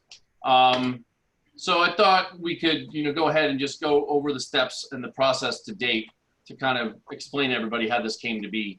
So Jeff Land, who works for a firm called Brandis Tallman, who would be acting as the purchasing agent, was put in contact with a member of the district's finance committee after attending a conference hosted by the California Special Districts Association, and I believe that the district is a member of that. After having this inquiry, Mr. Land, of course, researched the district's UAL, and as is his job, called various investors to identify a funding partner that might be interested in working with the district. And in doing so, he identified Capital One, who was willing to work with the district and offered a rate lock over 2 months ago and said, if the district is interested in doing this financing, we will offer a 3.85% rate and we'll lock it in until June 18th. It was actually a little earlier, and the June 18th was kind of negotiated. We were brought on board, Kozma Transaction Services, to act in the role as an independent registered municipal advisor, which is a regulated entity, and we are required to be a fiduciary to the district. We're required to advise the district on a prudent man standard and what would be in the district's best interests. The reason we're involved is because there is a professional relationship that Mr. Lindsay has with our president, Mr. Larry Kozma. So there was some familiarity there and a understanding of the caliber of the services we can provide. So to this point in the transaction, we are acting in the role as fiduciary. And just kind of as an aside here, there are no fees due. Nobody owes anybody anything. The district doesn't owe any money to anybody as of right now. If nothing happens, if the board votes this down tonight, then we'll thank you for your time and walk away, and that'll be that. So there is no obligation that's been created. There's no kind of pushing of anybody towards any direction. So the opportunity was first presented to the finance committee, and so we've been vetting this. The district is known very well about this for a month and a half now, longer if you count staff time. So we first appeared in front of the finance committee on May 5th, and we were last here in front of this board on May 14th. And that brings us here to tonight, where now you have the culmination of all the work that the finance team has put in and creating the bond documents and the actual transactional structure itself. So the other question that seemed to come up previously was asking about the market, who's doing these, how do we know this is the best interest rate, why are we going this route? Those are really good questions. It's a little hard to explain. It's kind of like asking a doctor how he knows that your spleen is enlarged if you're not a doctor. So we are in this business professionally, and there are a lot of factors that drive how we decided to how we felt that this is the best approach for the district to undertake. And they're primarily focused on the fact that the district is smaller in size and that this loan is relatively small in size. I know $4.5 million is an awful lot of money, but when it comes to trading bonds, the folks who like to buy and sell bonds and who would be underwriting bonds and selling to investors like to see issues, $5 million and higher, and even $5 million is considered a little bit low. So this direct private placement route was chosen because it was extremely expedient and efficient, and we had this really good offer of 3.85% kind of right away as soon as the process started. So that's pretty much how the capital market and private placement direction works and how we're approaching this. So pension obligation bonds specifically that are smaller in size are really not attractive or well suited to the public markets because it is a taxable debt, and those buyers definitely prefer much larger issue sizes. The investor base willing to buy this sort of debt is kind of a niche business, and this will actually keep financing costs very low. So back to the proposed purchaser, as we mentioned earlier, they did in fact offer to buy the bonds well over 2 months ago at a very favorable rate. And we have some recent activity in the markets of pension obligation bonds that kind of support this. It's very difficult to get an actual comparison comparable. You need the exact same credit on the exact same day being offered to really understand where the rates are. But to see a rate below 4% is really fits right in with the current trend of what we're seeing out there being priced for different credit ratings as well. Some of the key aspects to this transaction, just to refresh the board's memories, there is absolutely no security, so to speak, pledge. There's no asset, there's no deed of trust, there's no revenue stream that's being tapped into. It is simply a promise to repay, which is, it is considered a general obligation, and the enforcement of not paying that would be the district could be sued if they decide not to budget a payment. But other than that, there's no actual security that has to be put into the transaction by the district. And the other thing of note, as we kind of were researching this and trying to figure out what the alternatives might be, the current purchaser has kind of ended this program. This will be the last financing they do of this nature without requiring some additional security. So the next agency that wants to go down this path will be required to apply for and obtain what's known as municipal bond insurance. It's kind of like primary mortgage insurance. You might have heard on, how you get on your house. And this district just wouldn't qualify, and that's just based on our experience in the market and applying for municipal bond insurance for varying factors, including the size of the bond issue, including the size of the district, including the nature of the pledge. So that's kind of how we approach the capital market and why, as a little bit of background. So with that, I'm going to go ahead and pass it over to bond counsel on this transaction, Mr. Rudy Salo of the firm Nixon Peabody, to walk you through what the documents are that you've received and that are in front of you tonight. Rudy, you on? I am on. I just got a notification that I think I was allowed to be unmuted. Can everyone hear me? Yes, we can hear you. Okay, great. Okay. Am I coming through clear? Yes. Very clear. Okay, great. Hi, everybody. You have in front of you two documents for approval. The first one, which needs to be approved process-wise, since you are considering issuing debt tonight, California law changed a couple years ago pursuant to Senate Bill 1029, which basically says any California local government agency considering issuing any type of debt needs to adopt a debt issuance policy, pursuant to which the entity will be, following certain guidelines that are appropriate for the entity. And that's what you have in front of you. You have a debt issuance policy. And the debt issuance policy that you have in front of you just to be perfectly frank with you, is fairly common for districts just like you. While it was drafted specifically for your district, it's one that's used throughout the state of California. So you're not outside of the norm in any way, shape, or form. You're within the market of other local government agencies, which I think is a helpful fact to know. So the first resolution that you will adopt tonight will be approving the debt issuance policy. And there's attached to that is the draft of the policy that you should have had a chance to review as well. By the way, it can be modified in the future. It's flexible, but it just kind of like lays out what your approach is going to be with respect to debt. You'll see in there that there's approval for the actual bond issue that you're doing tonight, a pension obligation bond. So that's laid out in there. Hey, Dan, next slide, please.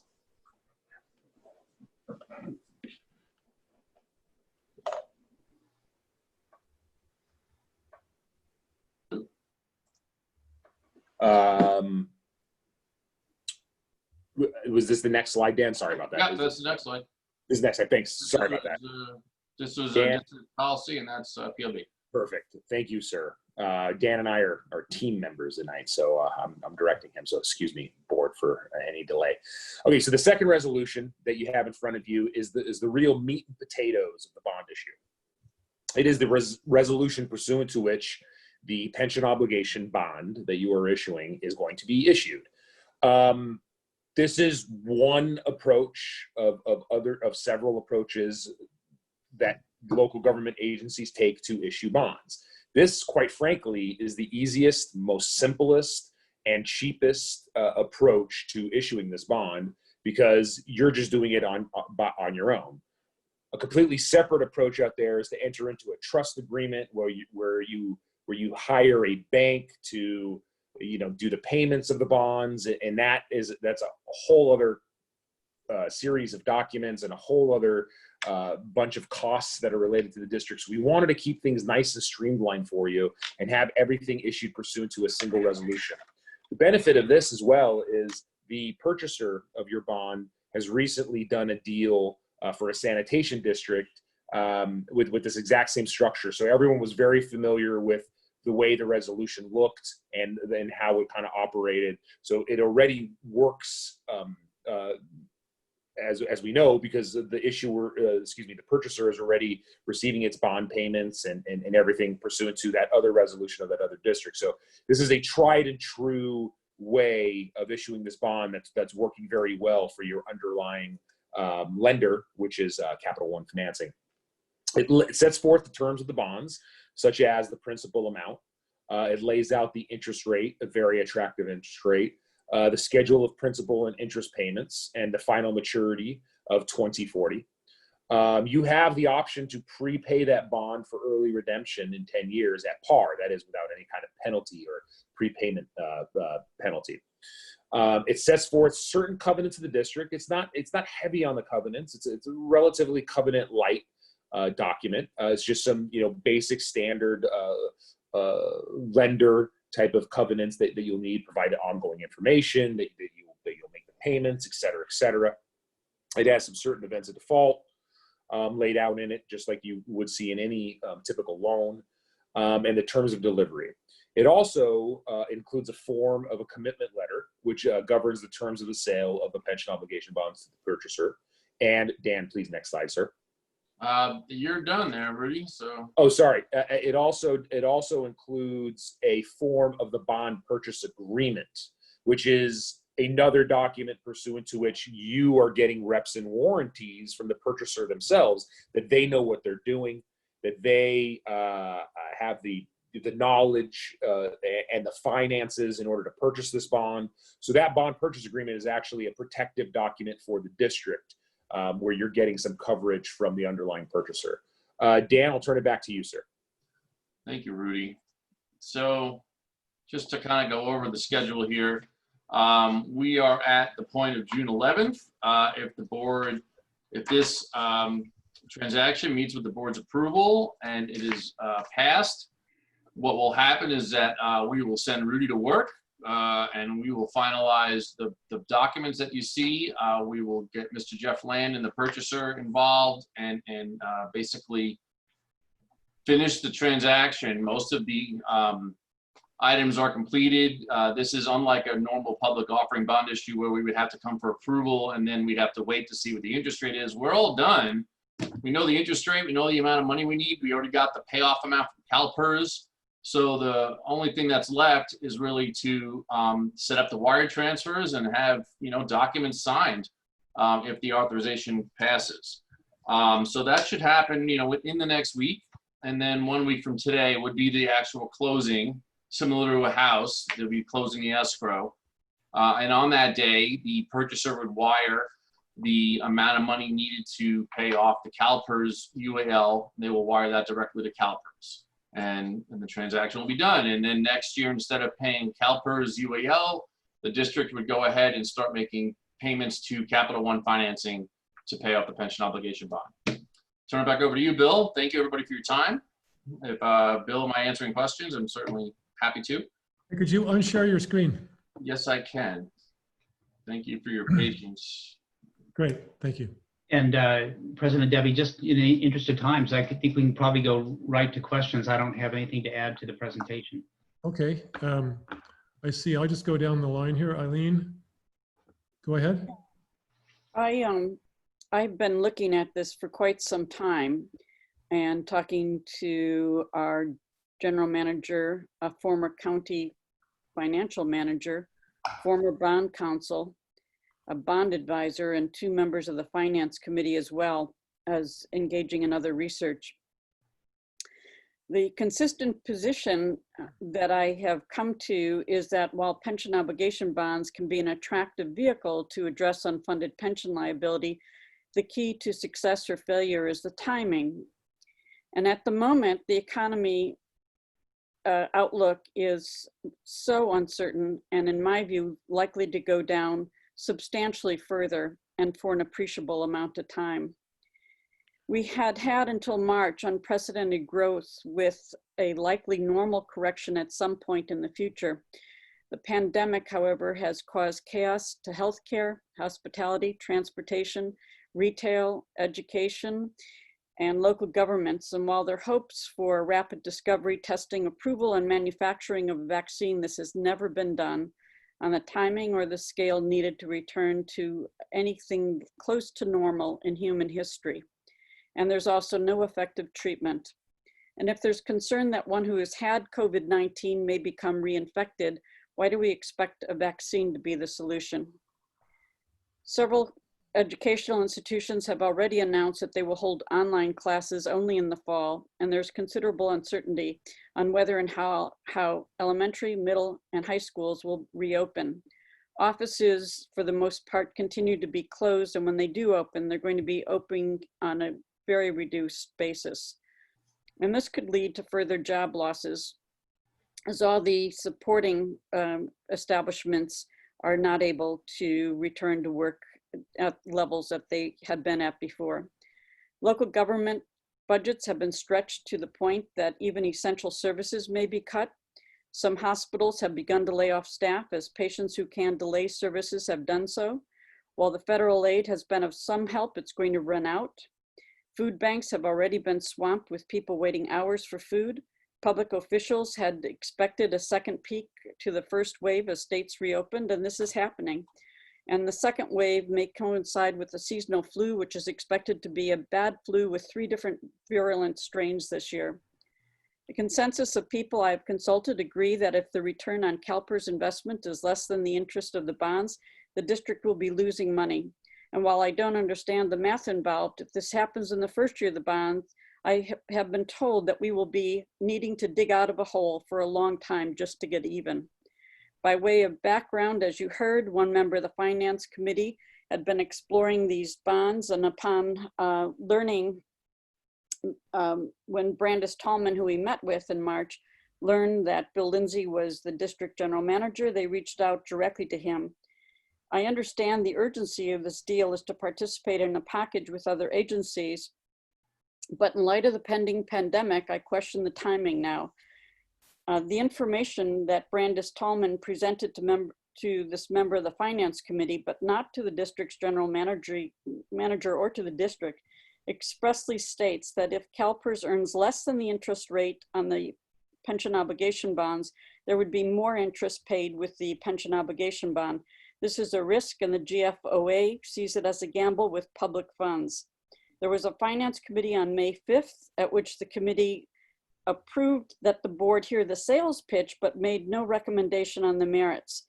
The Finance Committee met again on June 2nd, but a member of that committee was not allowed to raise concerns about the pension obligation bonds at that meeting. The board did not meet on April 9th, April 23rd, or May 28th, yet now there's a rush to approve the significant financial undertaking. With insufficient vetting by the Finance Committee in the face of such an uncertain economic time in the nation and world, while the concept of pension obligation bonds is attractive, timing is critical, and with the uncertainty of the economy, now is not the right time. But the district should consider pension obligation bonds to address the unfunded liability when we have a better idea on the economy. If these bonds are a good investment for local agencies, there'll be other packages to consider. All right, thank you, Eileen. Next person who put their hand up was Sylvia. Sylvia, there you go. Thank you. I first have some questions. In the debt issuance policy, it references sort of department directors, which doesn't really fit for us. And it doesn't bother me that much because I think that basically we don't have departments, but if there was a project, you know, the person responsible would have to provide information to the general manager. But does anybody see what I'm talking about there? Or anyone else flag it? I mean, Anne, maybe you can comment as to whether that's, you know, important or not, nothing to worry about. It's on page 2, kind of the second paragraph, references again, a department director type position. Can you hear me? Yep. Okay. That would probably be taken to refer only to the chief of police, and for all other purposes, the director would be Bill or whoever is general manager at the time.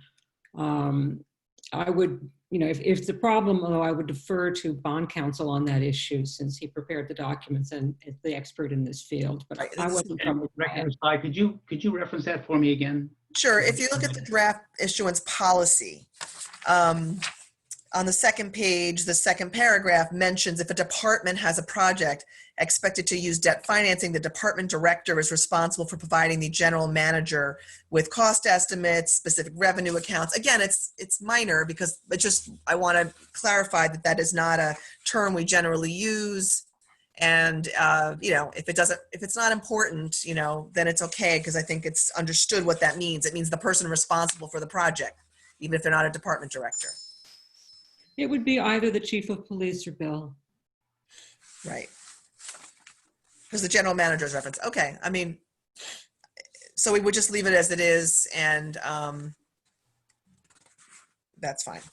And if I also understand correctly, Dan, you said that the bank will change policies and in the future require bond insurance for this type of transaction. Is that a change in the bank's policy or a change in some other regulation?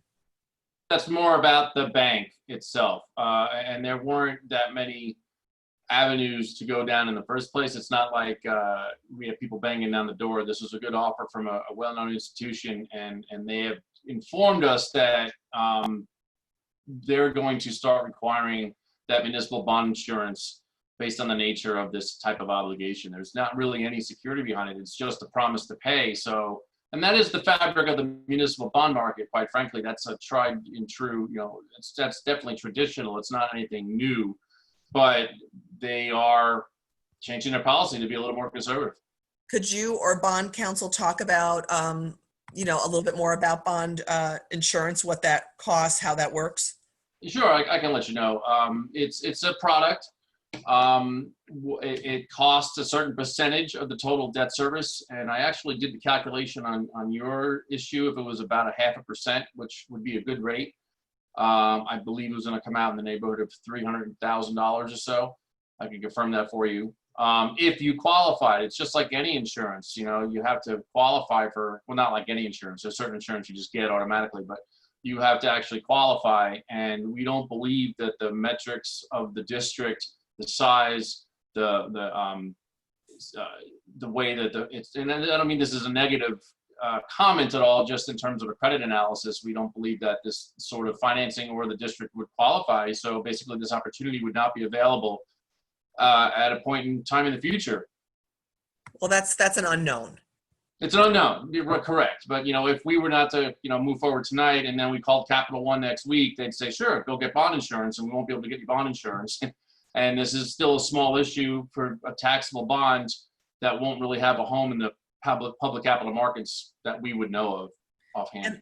If I may just amplify a little bit, insurance is I often refer to as a credit enhancement. You don't think of it as insurance, you think of it as a credit enhancement if you don't have the credit to sell it on your own, or to get a rating. And usually you do one or the other. You price it, you say, how much is it going to cost to get a rating? What is our rating going to be? And is it worth it to buy the credit enhancement to lower the interest rate, or to even get to a threshold point where you can issue the bonds? And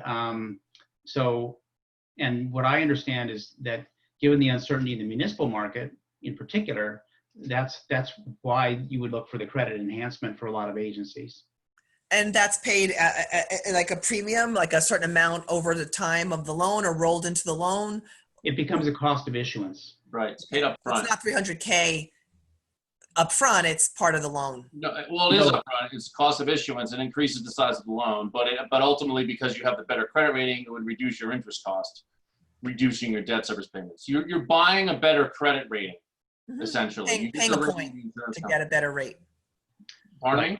And it's priced. The insurers know what to price it on to know where the break-even point is.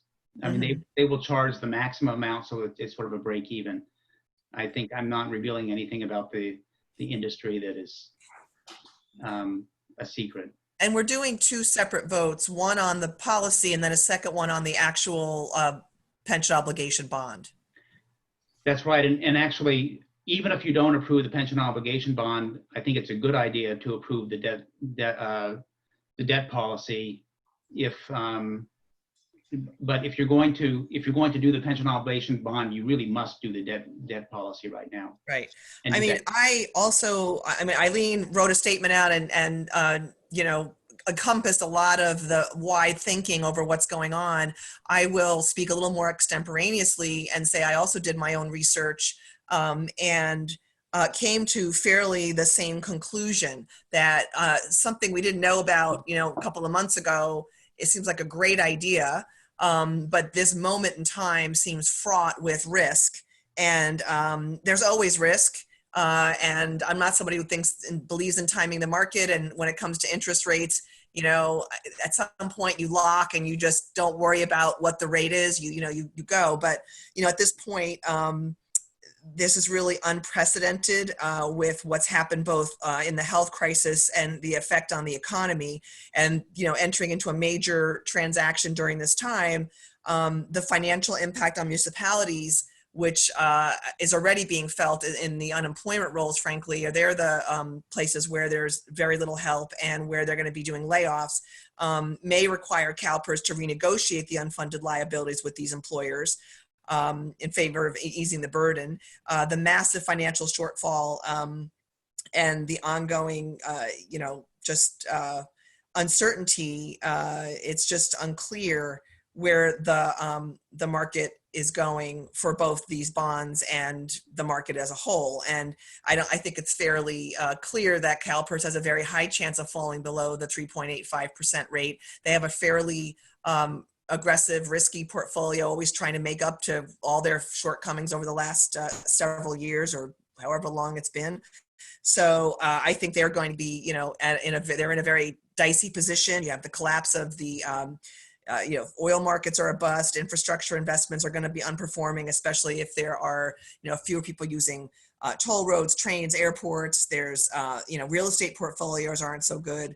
So, and the Fed can only pump. And the Fed is pumping money, keeps saying it's going to pump in money, but it's not clear, how long that's going to last. I mean, the ridiculous expansion of the debt in the last crisis. It went from $1 trillion to 2.2 in the Great Recession, but in the last few months, we've gone from 2.2 to 7 trillion. So there's just way too much uncertainty and risk. And Eileen is right that it's when you get into this product and how quickly that kind of a downturn and negative return might take place. The sooner it happens, the earlier in your investment in this or your choosing to do this kind of bond has, great repercussions. So if there was a fairly stable economy and, there was a correction in 3 years, 5 years, 10 years, it would be a correction. It wouldn't be a, Great Depression too. And it also would come later in the process. So I just think that this short-term moment, it's fairly risky. I do think it's an excellent product.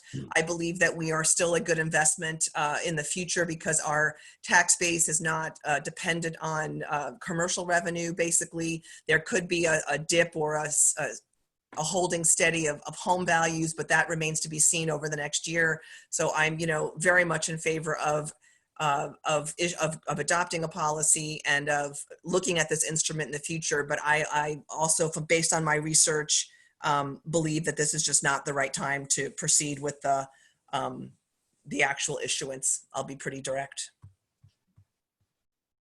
I just address a couple of points that you made just to make sure that the facts are clear, and I respect your position on there. There is no renegotiating of the benefits of the employees. That has been through the courts more than once. And there's something.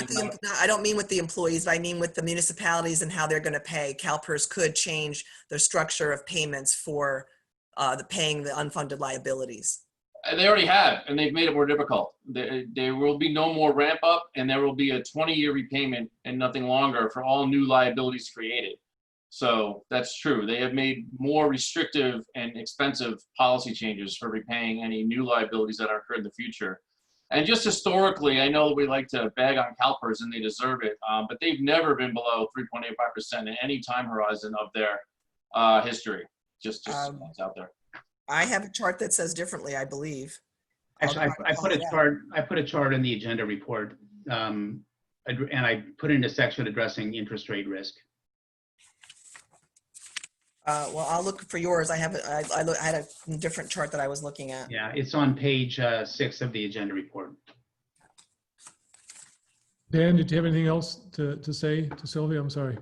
No, and I'd be more than happy for Bill or anyone else to directly address the concerns that Eileen so more eloquently laid out and that I tried to also express. Well, I can, I don't want to debate the point, and I really appreciate Director Natoli's and your thoughtfulness in approaching this. The one thing that I would say about municipalities and the effect on municipalities is that by the virus and by the economy is that it makes municipalities a worse credit risk. It means that interest rates to municipalities will go up relative to treasuries. So even if treasuries are kept at zero, which is what or near zero, which is what the Fed is talking about doing, if there's an effect on municipalities and there's an effect on their balance sheets and their incomes, there's that will not be good for future debt issuance. That's one of the things that I really want to point out. So even if you, and I think that I won't pull the presentation up again, but even if Calpers earns less than 3.85%, which they have not done in the last 30 years in any segment, then what you still get the benefit of fixed rate debt service and you still, and your UAL will go up substantially. You'll still have an unfinanced UAL portion that you'll have to pay with Caltrans if they don't meet their investment obligations. That exists anyway. That risk is there no matter what. And but what you will have done is take this substantial portion of that debt and convert it to a shorter term fixed rate instrument that is at a lower cost than Caltrans or Calpers will charge you. So you still get a benefit. And the notion that the economy is in the shambles that it is would suggest that going into a fixed rate instrument is a good strategy. It's a defensive strategy in some respects. So I would argue actually the opposite. If you really are uncertain about the future, that's the time to lock in a rate and fix your debt service over time.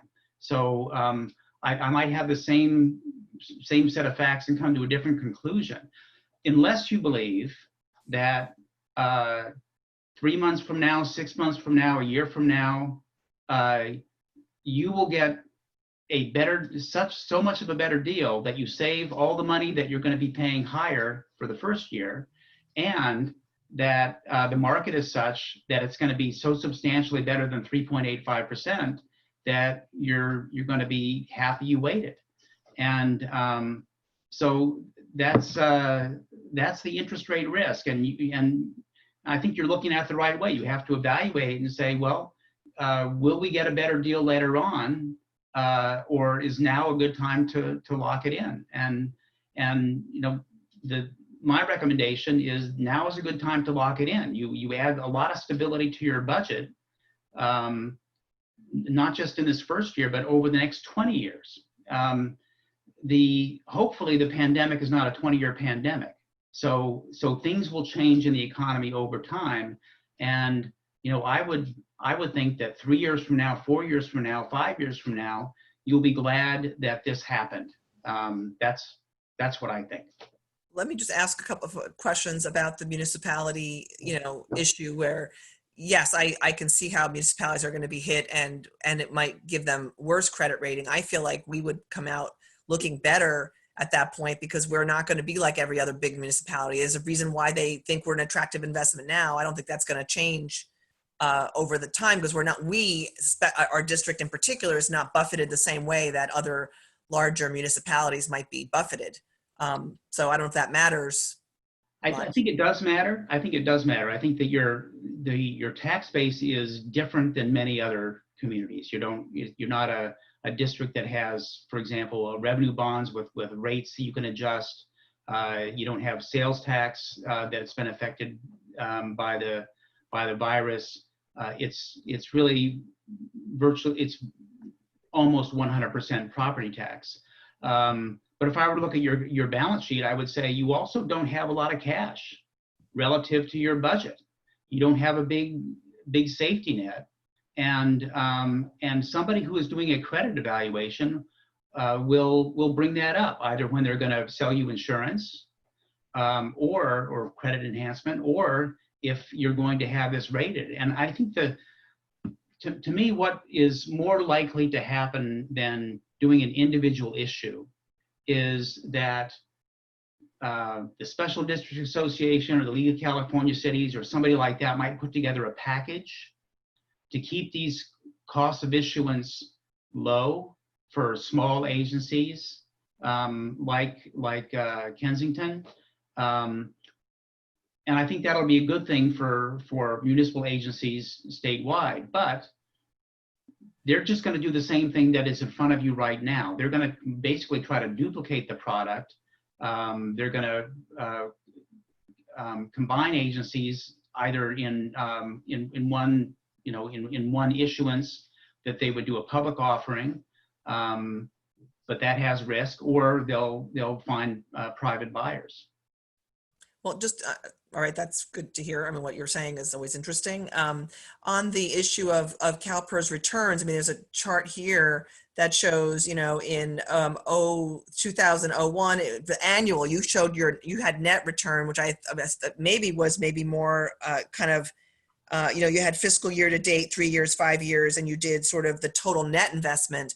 But if you look at an annual year over, year by year separate, 2001, 2002 was minus 6.1, 2000 to 2001 was minus 7.2. And then they are in positive territory after 2002, 2003, but at 3.7. Then they go up, double digits. And then 07, 08, minus 5.1, 08, 09, minus 24%. So I'm not sure how, you can say with great certainty that they're not going to be an annual rate of return. It's super negative in some of these instances. Well, they're from one year to the next, there clearly will be volatility. There's no question about that. But when you're comparing a 20-year bond to Calpers investments, you really have to look at the same timeline. You have to say what are the earnings over time, and because if Calpers earns zero this year, as they said they might, your UAL, when it's recalculated, will go up, and you will not have financed that. But if they go to 14% the following year, it wipes it out. So it's the time horizon that I'm trying to compare, and maybe Dan can amplify that a little bit. One more thing, because this is another key part of that whole issue of the timing of this is very important. And so we're going to take $4.4 million and give it to Calpers and say, hey, here we go. We've paid off this amount of money. But if it just goes negative or even stays the same, especially if it goes negative, then it's almost become worth less than what we gave it to them at. And so it's almost like a short sale on a house that, you may have changed the mortgage from a variable unending mortgage to a 26-year mortgage to a 20-year fixed, but then you become underwater on it. Right. So I would say that if you think over 20 years that Calpers will earn less than 3.85%, I would say you shouldn't do this deal. I think that's absolutely correct. But it's more about the first, it's more about when this hit happens early in this process. Well, if the hit happens early, you still have fixed that UAL debt, and the bad first year can go away with a good second year. And that's why I say you look over the time horizon rather than the individual year by year, month by month, even volatility in the market. That's, it's kind of always been that way that if you're buying and holding, you're going to have some years that do better than others, and some years it will really be terrible. And some years it will really be great. And Calpers has had that experience, but that's no different than any other investor. Okay, I've spoken a lot. I appreciate it. I'm happy to hear more from Dan or anybody else. No, I think Bill did a really good job explaining, and that is essentially what the decision point is here. Calpers is your retirement plan provider. If there's no faith that Calpers over the long term can provide returns that are modest, 3-4% returns over a 20-year period, I don't mean to be facetious, but maybe we should consider a different pension provider, and there are others. And I'm not a huge fan of Calpers, but they have their largest investment fund in the world. They have done reasonably good job over time. Do they take their hits? They were poorly positioned for the real estate crash? Sure. We can criticize them all day, but this is a long-term view. The interest, it is a debt, and it is a unique debt. And you make a good point that, it's not like a debt that's going to buy a facility that you're going to finance. You're going to take the debt and it's going to go and be invested. So there is that cost associated with it that you're kind of going into it with the negative already, the 3.85% you're paying on your interest, but you're paying 7% to Calpers. It's the same debt. And it is, from Calpers' perspective, it is not neatly tied off. You're going to get a new amortization schedule next year, and they're going to change those future payments, and they're either going to go up or they're going to go down. As a matter of fact, you will get the 2019 year-ended 2019 letter this summer, and they had a positive return last year. So if you pay up your UAL now, in all likelihood, if the actuaries stick to how they usually do things, you'll be shown a positive balance. You'll all be overfunded for a year until they get around to calculating 2020's returns. And so there's a 2-year lag on these actuarial calculations. And then they will, most people agree they won't actually hit 7% this year, whether or not they'll be above 0. The last I checked, well, today was a horrible day. They probably took a bath today. They were, not quite at 3% return last time I checked. And when we first started this process, they were flat. They were at 0. So what will happen between now and the next, week and a half, 2.5 weeks before the end of the month is anybody's guess. But my money's on they're going to not hit 7% and a new UAL will be created. But what happens here is that you're taking this very large UAL at accrued, it's unfunded accrued liability. This has taken a long time for it to get there, and it's based on underperformance as well as assumption changes. The canvassing of the employees, their life expectancies are going up, their medical costs are going up, and so the assumption changes also contribute tremendously to the UAL. It's probably half of it. I didn't do an analysis. I'm just guessing. So we have that other factor as well. And, from a business decision standpoint, what is the best use of the district's resources presented with this opportunity is my professional opinion that to refinance this debt for a point certain, for an amount certain, every year will not only save money, but it provides budgetary certainty as well, as opposed to this. And we saw that chart, how steep the Calpers curve is for the repayment. That is a moving target. That's going to change every year, and this will not. So that's why we brought this to the district. We think it's a good opportunity for you to consider. I don't want to stop the discussion, but we're definitely going to have to extend the meeting, at least consider extending the meeting because we've got a lot to do and it's already 9:45. So do I have a motion to extend the meeting, say, till 10:30? Let's see. Okay, Sylvia, I'll take it. Cyrus seconds it. I vote yes. Cyrus? Aye. Sylvia, you voted yes, I believe. Aye, yes. Eileen? Yes. And Michelle? Yes. Okay. Sylvia, do you have any more questions? No, thank you very much. I hope it helped everyone. Okay, I think Cyrus had some questions. Oh, wait a second. Sorry, Cyrus. There you go. Also, I had some technical questions first about the bond policy or like the debt policy, the first resolution 4A. I've been trying to understand where staff is claiming we don't have a policy. Government Code 8855 says we do if you want to take out sorts of debt. And wasn't the community center loan a form of debt? So wouldn't we have had to have this to begin with? Well, looking back and looking, I believe that is a form of debt.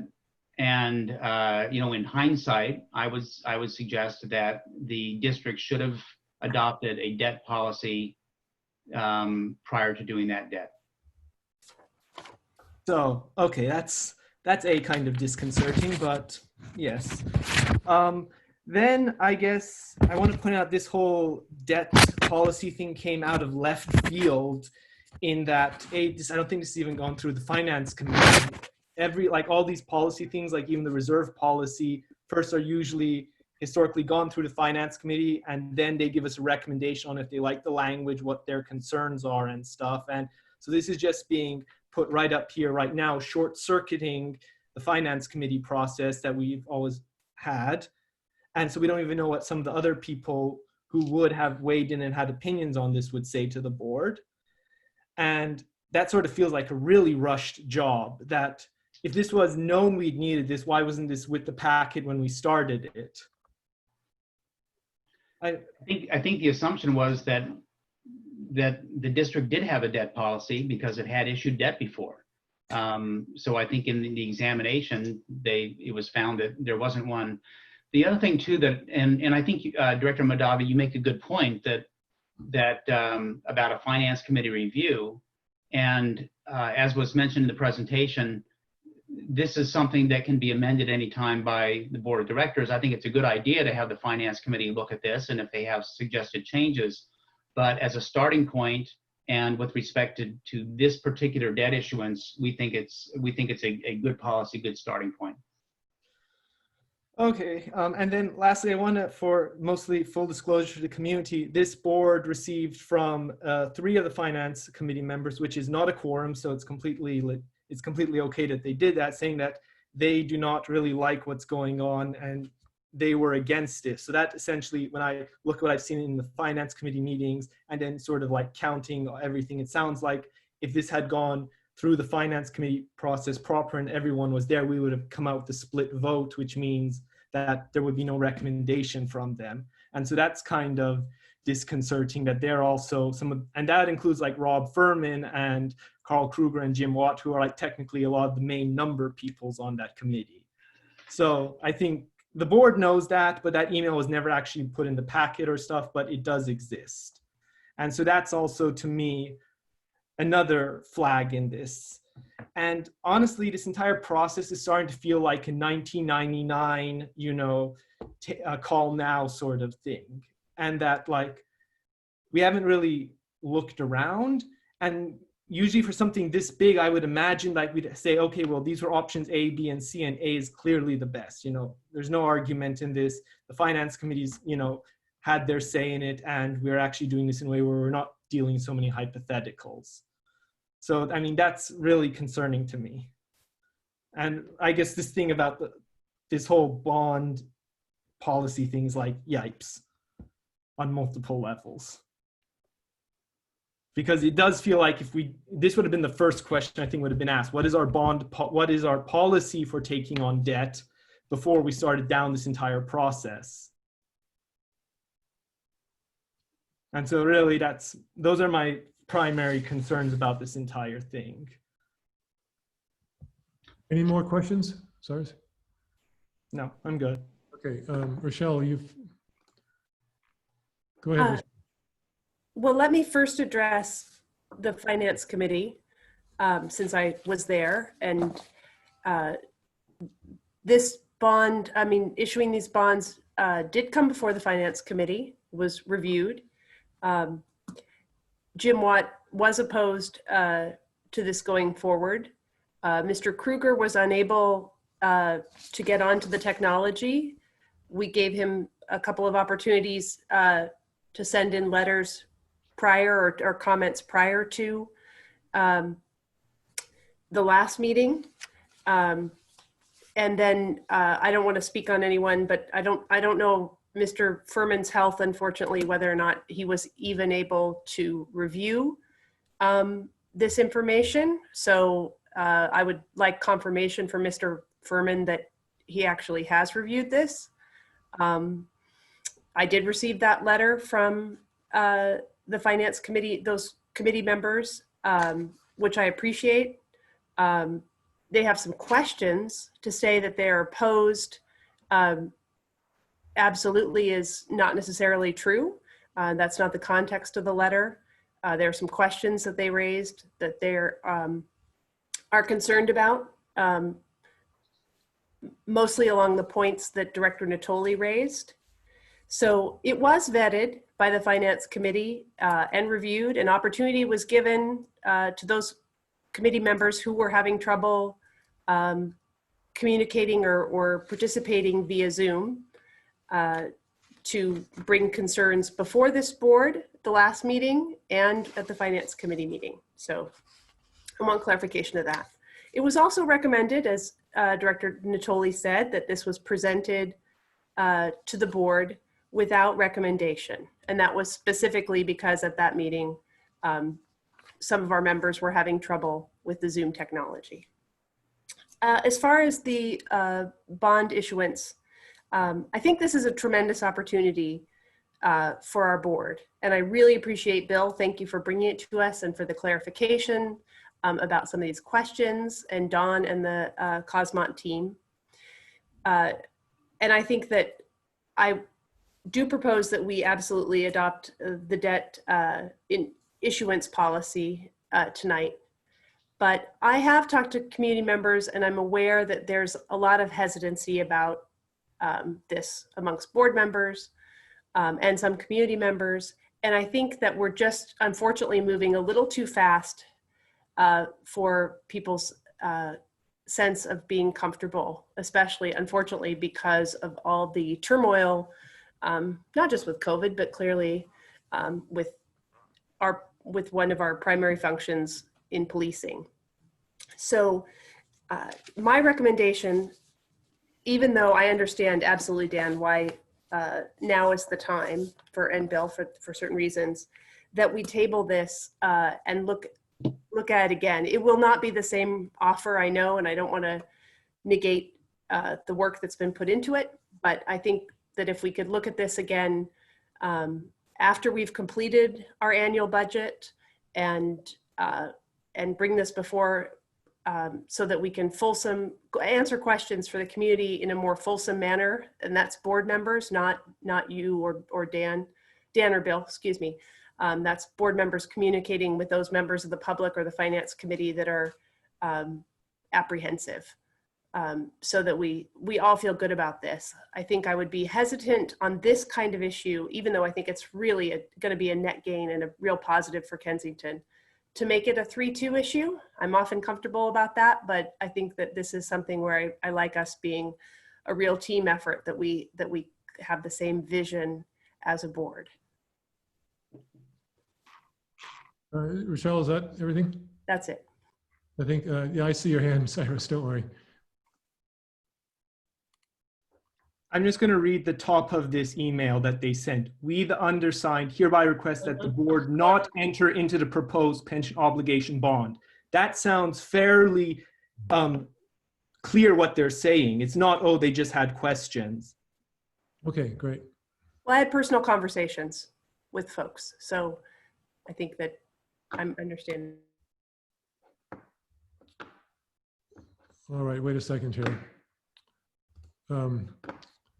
Yeah, I guess I look at it. Well, let me ask a couple of questions first.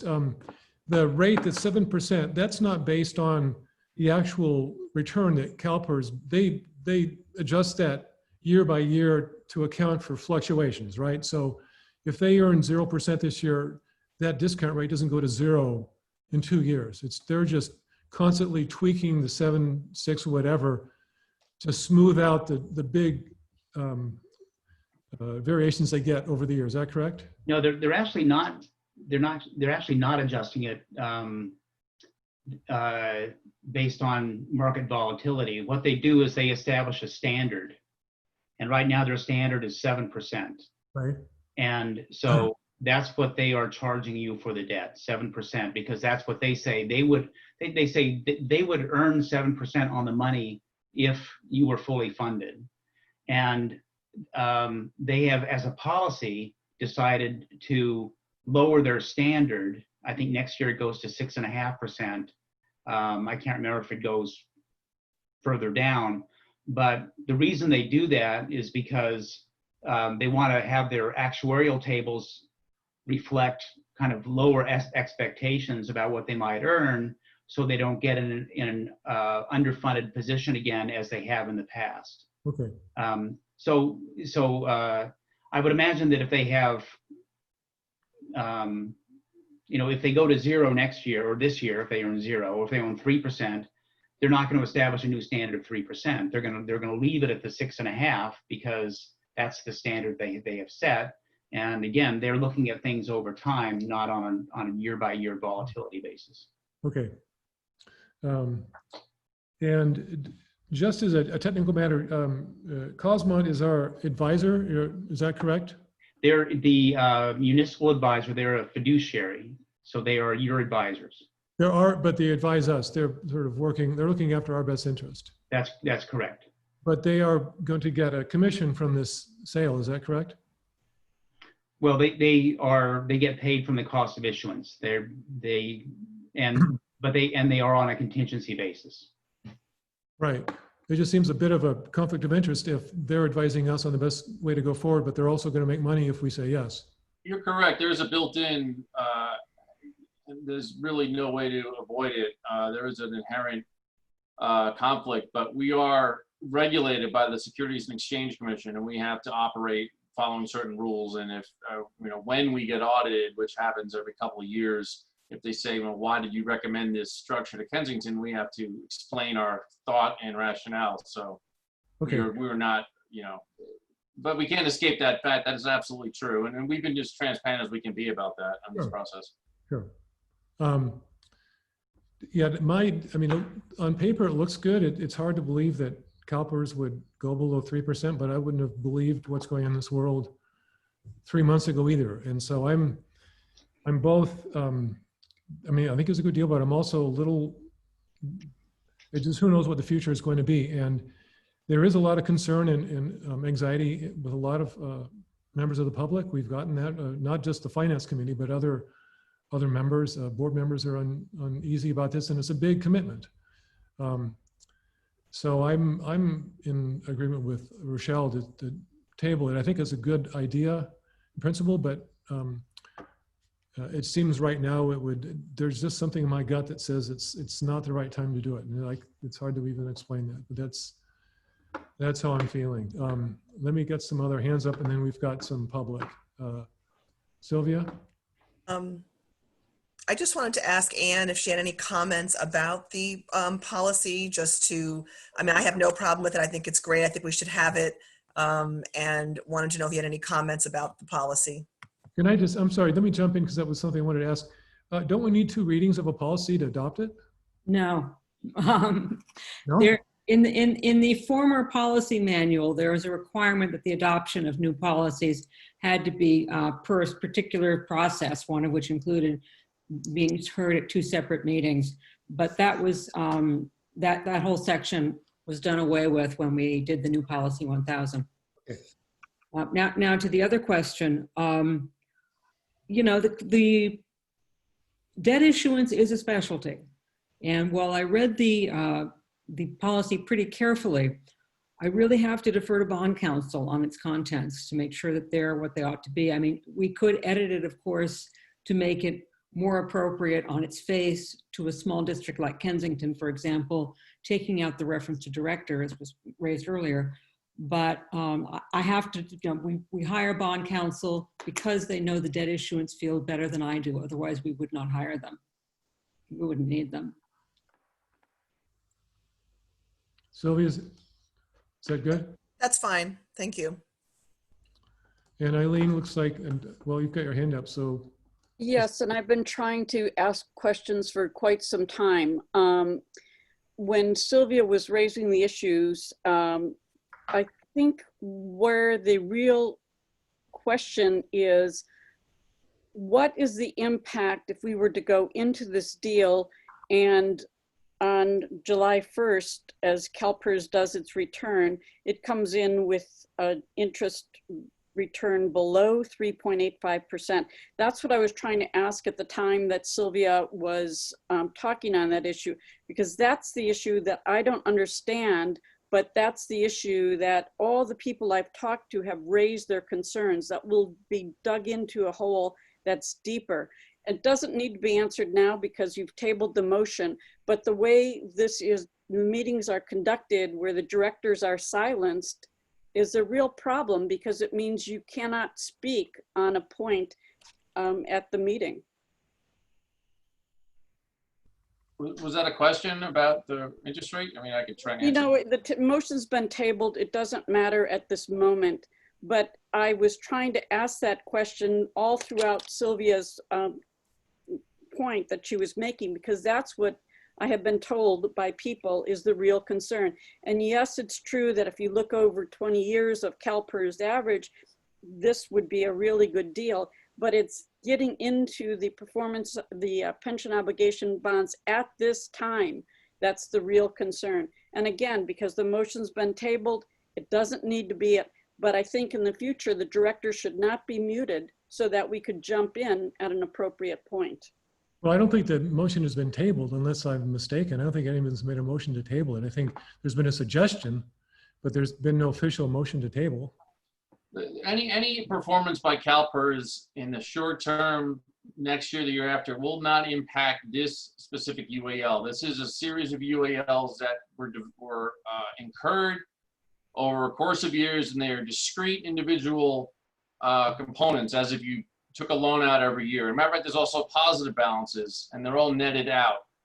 So what would serve to happen here is that everything that was incurred up to and including the end of 2018 will be removed from Calpers' books, and there will be a clean slate from Calpers' perspective as far as they're concerned. And so any short-term performance, better or worse, has nothing to do with that specific amount of UAL right now. I don't know if that answers your question. Yeah, and I guess I sort of think of the UAL as layers of sediment. They affect the size of the mass, and then layers get added on, but every so often there's a big rainstorm and it washes layers away, and the rainstorm is good fund performance that takes away those bad years. So again, I sort of go back to you need to look at this as over time and on an average, and and what the historical performance has been to say whether or not you think that you will do better. I can't say that. So let's forget the 3.85% for the moment, and let's say that Calpers earns 5% over the next 20 years. So the good news is that the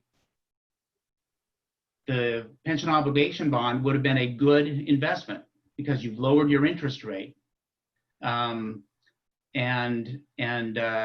Calpers made 5% on it, and you only paid 3.85% on it. But the bad news is that because it's below their standard, your UAL will go up, and you'll have new ones will be created. That's right. There's new UAL that's going to be created. So this is I think it was described as a defensive move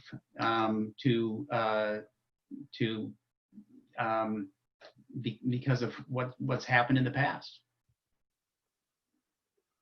That's correct. And just some if people are, and again, I don't want to sound like I'm arguing either way. This board is entitled to make its decisions, but this is a pretty much apples to apples comparison. Your budget will either skyrocket in the next 10 years, or we can cut off the top of that mountain with this transaction. It is that simple. And that's one. Absolute dollars, current budgets that are being faced by the district in the next 10 years. Your pension costs are going to almost double, maybe more than double. We can pull the graph back up. Just on this fact alone, and not counting the normal cost aspect, not counting the current overhead that's paid for employees. And if there is a true belief that the economy is about to tank, there is no better, and this is not my words, these are words that I've heard tonight, that the economy is really on the precipice here. This sort of opportunity will most certainly not be available, and this will be the time, get while the getting's good, as they say. Again, I'm just kind of feeding back the feedback I heard here tonight. So, those are kind of the reasons why moving forward and taking advantage. And this is a taxable municipal bond rate. I've been doing this since 1990. And when I started, good rates were 5.5% tax exempt. So it's rare that the taxable rates come this low. Usually we used to see pension obligation bonds getting done around 5.5%, because even that's a full, and that's when the discount rate was higher, at 7.5%, 7.75% from Calpers. But there is still that 200 basis point spread, 2 full percentage points. Now we're, over 3 full percentage points below the rate that Calpers is being charged. Those taxable municipal bond rates are a rarity. They've never been this low, ever. So just a unique circumstance, a unique confluence of events brought us to this specific point in time that we saw an opportunity to bring to the district. And so there it is. And if there's uncertainty, I can certainly understand that. This is a difficult concept. There are armies of actuaries in Sacramento that work on this stuff. It takes them 2 years for them to figure out what you owe them, what they didn't do. That's how hard this is. So I understand the disorientation about it, the uncertainty for sure. This is rocket science in a sense. It's hard to understand. So, but that's what we're here to try and help you through. And we wouldn't have offered this opportunity. And I'm not allowed to say this is a good opportunity unless I have reason to believe that that's empirical, that has backed up by data. So that's what we've done tonight. So, it's yours for your consideration.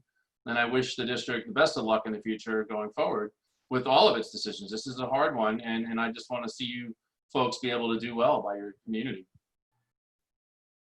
Eileen, does that satisfy your question? Well, it does and it doesn't, because there are people who I've talked to with expertise on these bonds that keep on referring to the first year. If your interest rate is higher than the Calpers return, you dig yourself into a hole. And one of the problems is this has been so rushed, and they had one meeting of the finance committee where this was discussed. It's just too rushed. And it may be a great idea. When it was explained to me initially, I thought this was really fantastic. It's a no-brainer. But digging deeper, it just gets very difficult to figure out if this is indeed at this particular time a good investment or not. The concept is sound, and when you're at the bottom of the economy as a generality, it's a good time to get into these bonds, but I just don't know. And I'm not a financial expert. We have a finance committee. I wish it had been vetted by them enough to have come up with a recommendation. Yeah, so can I just address that first year notion just to make sure that we're all on the same page here? So let's say nothing happens, which seems to be the direction the board's going, that's fine. Calpers has a bad year next year. What happens is a new UAL is created in the amount of the shortfall. Let's call it $300,000. I don't know what the number will be, right? They didn't hit their mark.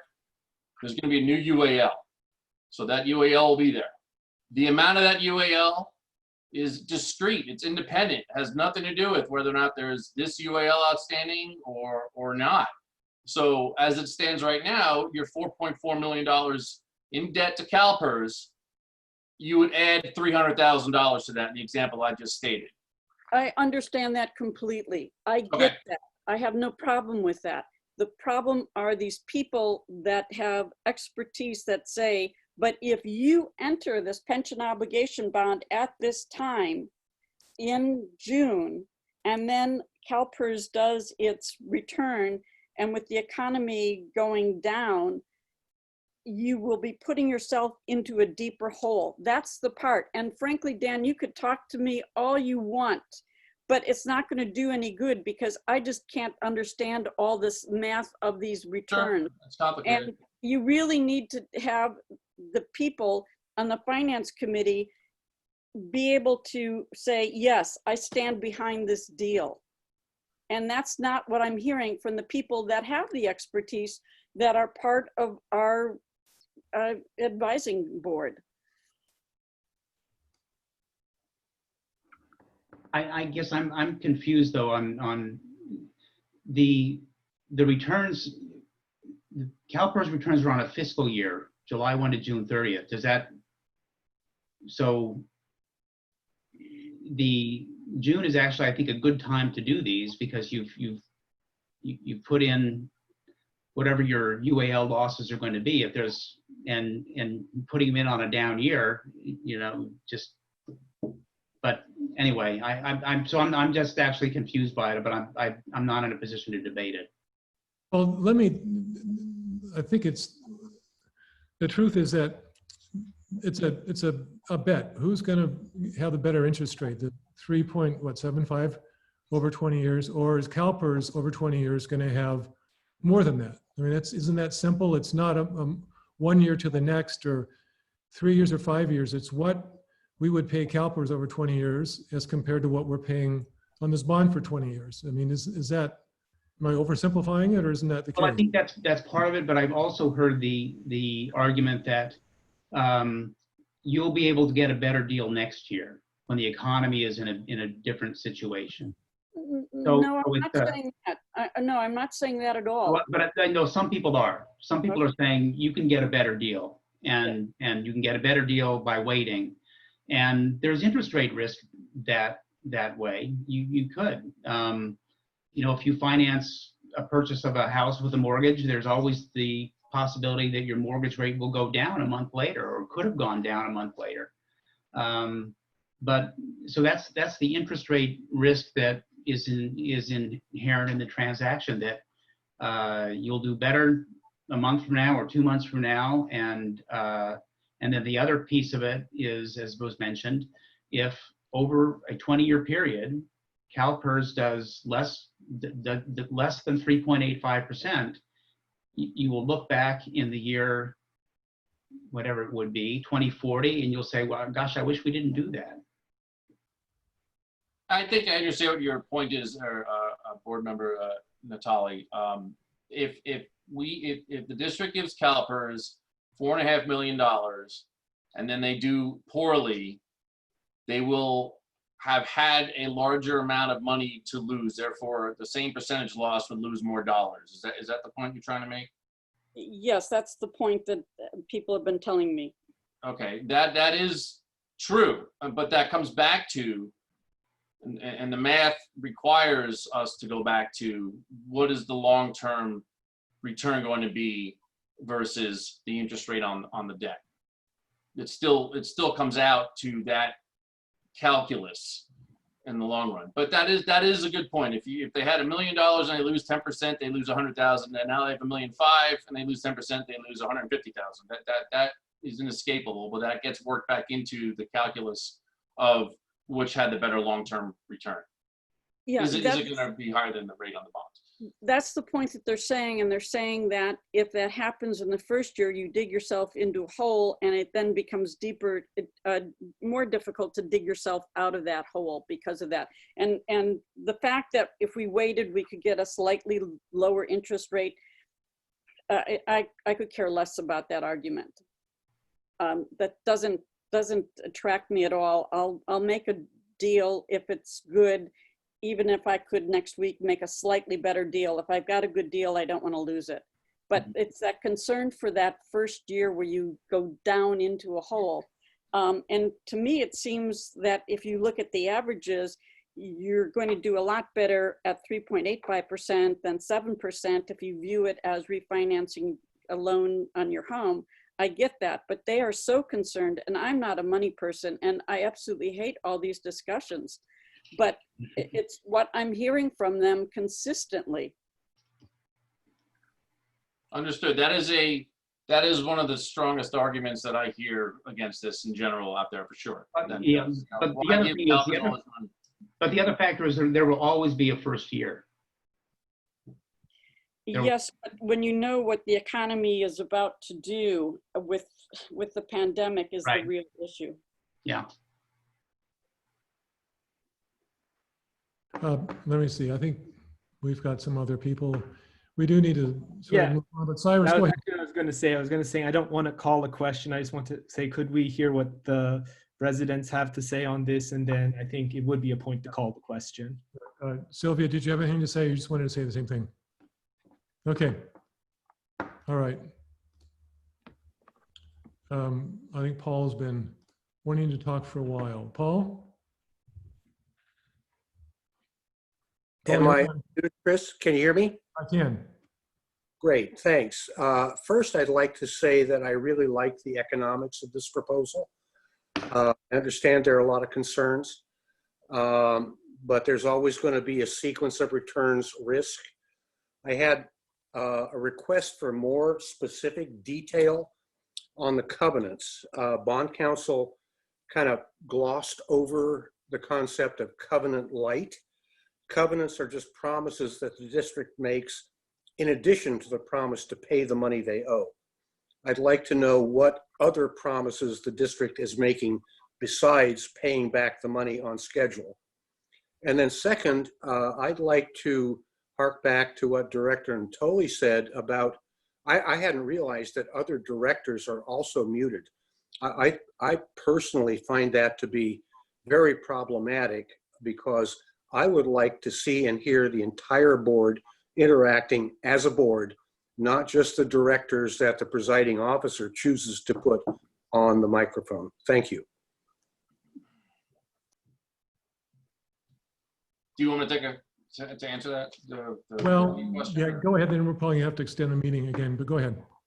They're just standard covenants, such as performance, providing of certain financial documents, like when you adopt your budget and when you get your audit report in, that you'll send it over every year. And that's really about it. There's really no other promises being made other than, we will pay back this debt. Okay. Mike, Logan.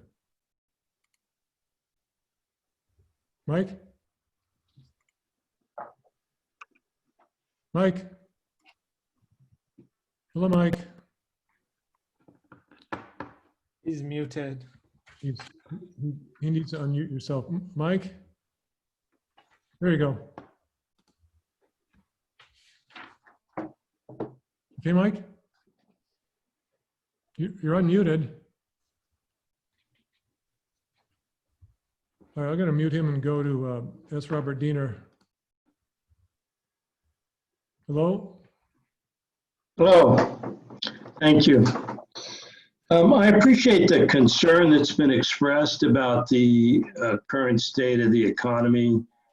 And, I certainly think we're going into a horrible downturn. We're already in a horrible downturn. But this is a 20-year deal. And, Calpers averages on the sheet, are 5.8% over 20 years. Even if it was 5%, this would be a very good deal. And I know when people talk about, investing and that first year making a big difference, I get that. I understand that. I'm 70 years old. I'm mostly retired. You're living off what you have. You see $1 million become worth $900,000. It's like, oh my God. But that's not this situation. That's not really the equivalent in my thinking, because this is a debt. The $4.5 million is owed to Calpers. So it's not like, oh, tomorrow I have less money. I still owe that $4.5 million. And the question is, well, over time, what's that average interest rate going to be? And when you look at it that way, which I think is the accurate way to look at it, sure, this will probably be a 2-year event, maybe even a 3-year event. But over time, to think that the state of the economy is such that returns on investments are going to be less than 5%, I don't see it. That would be extremely unprecedented. And we've certainly had bad events in the last 20 years that have affected returns, and it's reflected in the Calpers numbers. So I just feel that there's serious and honest concerns being raised, but I don't feel like they're really on point. That's all I have to say. Thank you. Eileen, you've got your hand up. I don't know, did you still want to say something, or you just haven't lowered your hand? I just haven't lowered it, thanks. Okay. I guess I should, before we take emotions in a vote, I've listened to all this, and I've actually come to my feeling is that it's probably a good deal to do. That if it is a long-term investment, we're betting that Calpers will get a little more than 3.75% over 20 years. They might get a little less. They could get a lot more. But we do have a fixed rate as opposed to variable. So I mean, right now I'm feeling like it's probably a good thing. But all right, Mike Logan has. Let's let Mike talk. We'll extend the meeting, then we can ask for motions. Mike. Yeah, let's try this. Do you hear me now? I do, yes. Hopefully you can. All right.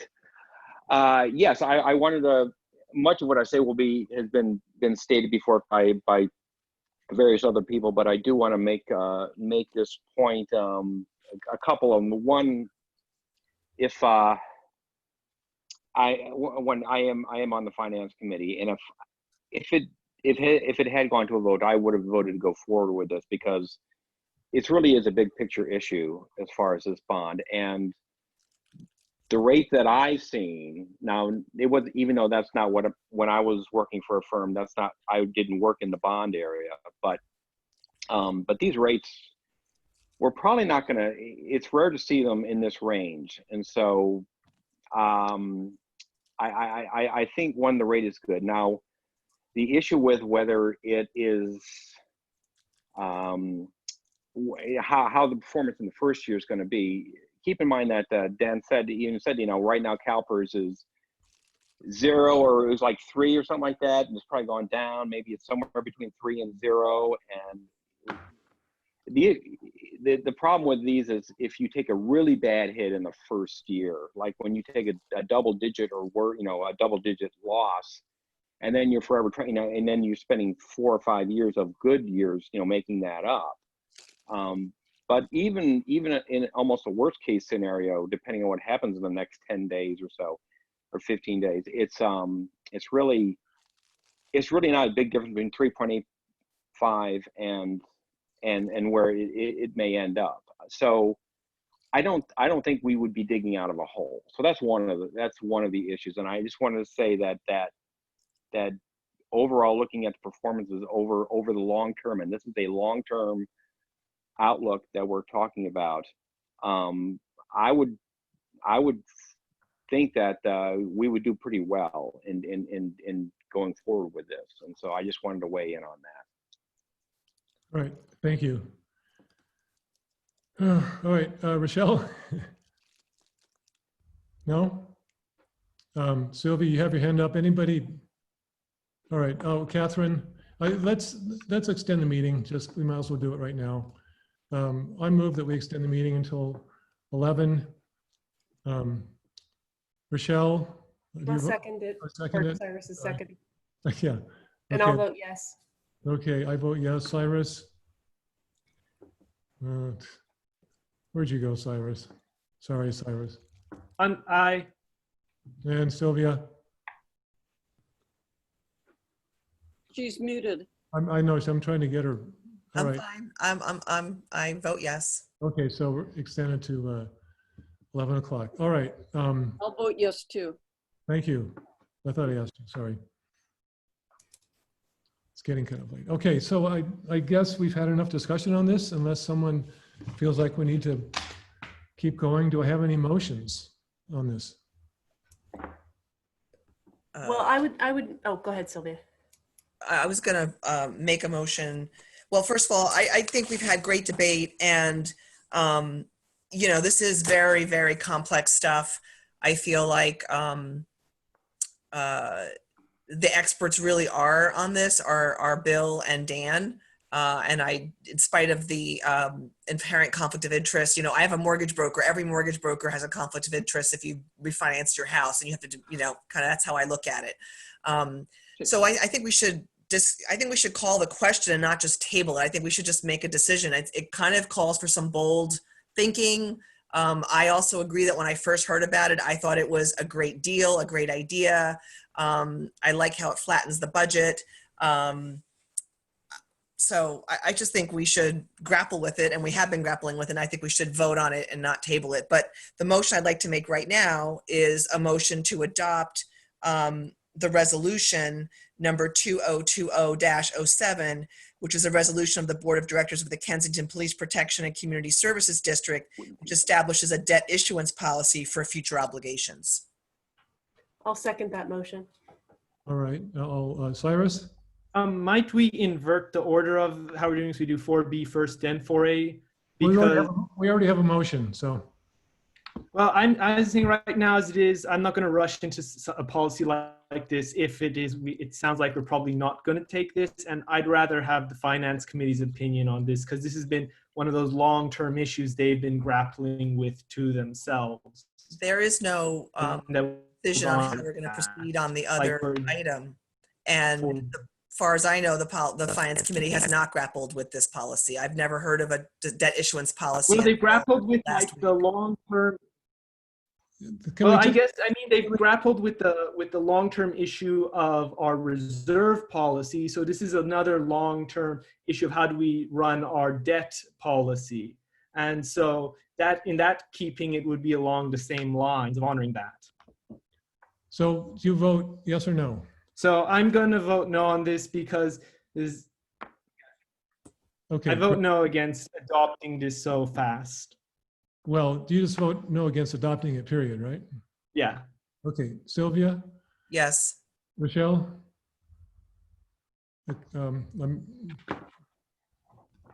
Just. In myself? Okay, there we go. Sorry. Yes. And Eileen? Yes. I vote yes. So that's 4-1. All right, now to the next item, any motions?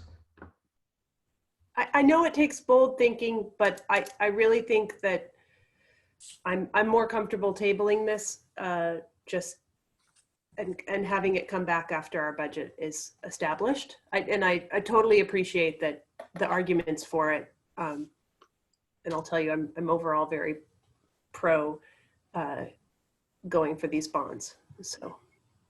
So we're very happy to check up on the rates for you for sure and see if this opportunity is still available over the summer. But no, and I understand it might not be. I just, you know. Is tabling the right term then? I mean, this is not coming back.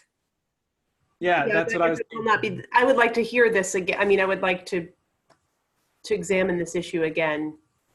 Well, there's nothing to prevent us from do that doing it, but we should probably. I just don't know if tabling's the right term. Maybe Anne Yeah, can. that's true. That's true. advise us. Yeah. We're not taking action if we were not taking action.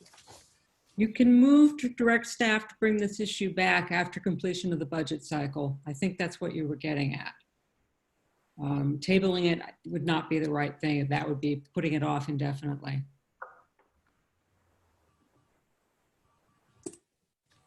Yeah, the one thing that I would suggest is that this particular deal is a private placement with Capital One Public Finance, 3.85%.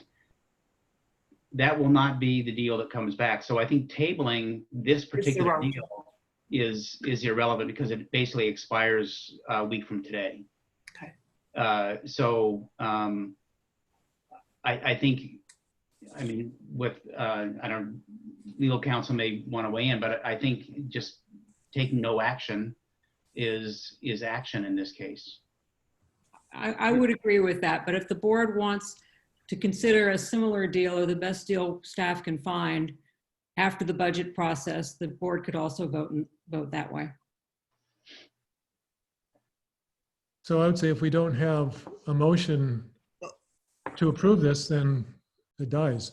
Well, I'll make a motion that we vote on it, and we can vote no or we can vote yes. And Okay, I'm willing to call the question so that we vote on this proposal as is. Well, I'll second the motion. okay, do I need to read the motion, Anne? That would be a good idea. Right, so I move that we vote on resolution number 2020-08, a resolution of the Board of Directors of the Kensington Police Protection and Community Services District authorizing the issuance and sale of a bond in the principal amount not to exceed $4,544,000 to refund certain pension obligations of the district, approving the form and authorizing the execution of a commitment letter and authorizing actions related thereto. I'll second it so it comes to the table at least. All right, then we'll go Cyrus, No. Sylvia, Aye. Rochelle. Oh, don't make me vote next. Okay. Eileen's going to vote no. No, I will vote abstain. You'll abstain, which is. I will abstain, and I think there's time, frankly, to have this go to the Finance Committee. It could be a special meeting. You only need 24 hours, get it resolved, and come back to the board in a special meeting. This doesn't have to be approved at a regular meeting. It actually does have to be approved at a regular meeting. Oh, no, I'm sorry. Well, Rudy, are you still there? Is this, I'm sorry. not a finance authority. So yeah, it might be able to be passed at a special meeting. I think it's an attractive idea. I really like it. It's just this concern for the impact of the first year with an economy that is about to skyrocket down.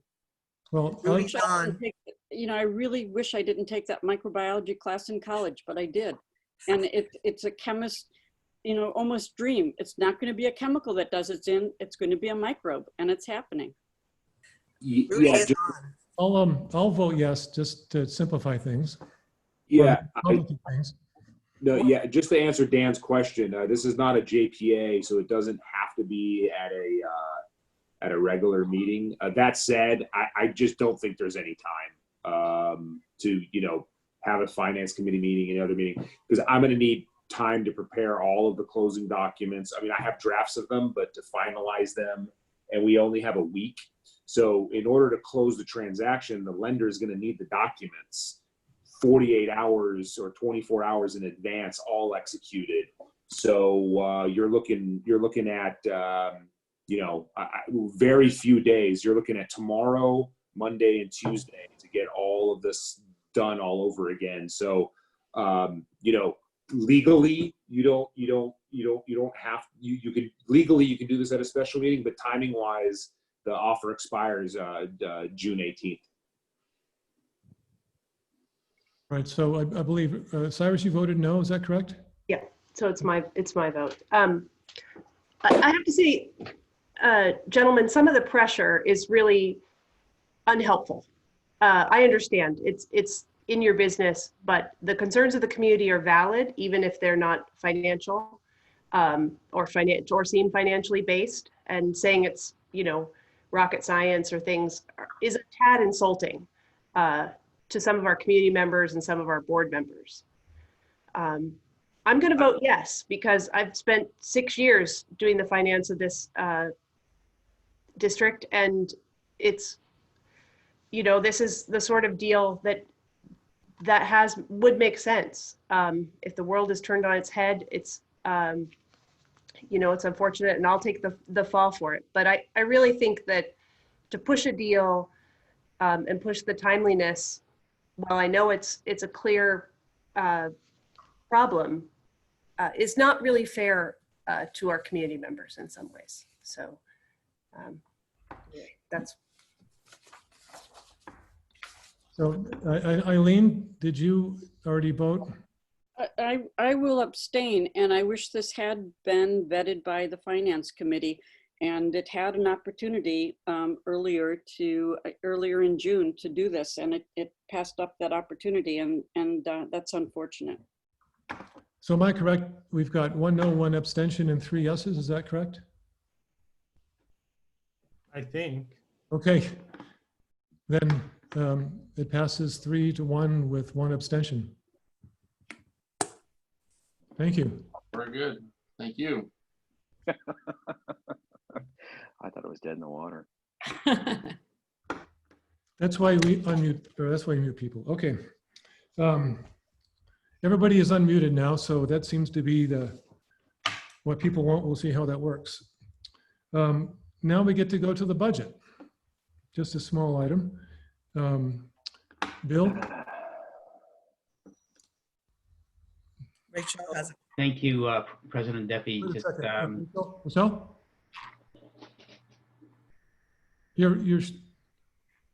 We can't hear you, but you're not muted. Yeah, he's not muted. We can't hear you.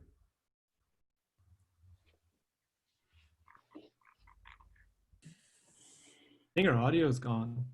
Is that? Oh, okay. There we go. Somehow it switched audio tracks. Could I request that we move to item 6 and address some of the things that are a little bit speedier than the budget? Absolutely. So item 6, we have to do this. Discuss and consider adopting resolution ordering the even year board of directors election, consolidation of elections, and specifications of the election order. So, Bill?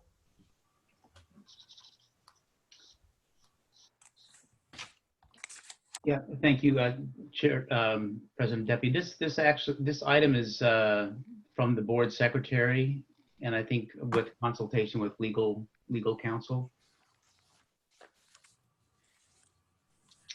All right. Is there anything that we need to discuss? Is it pretty clear?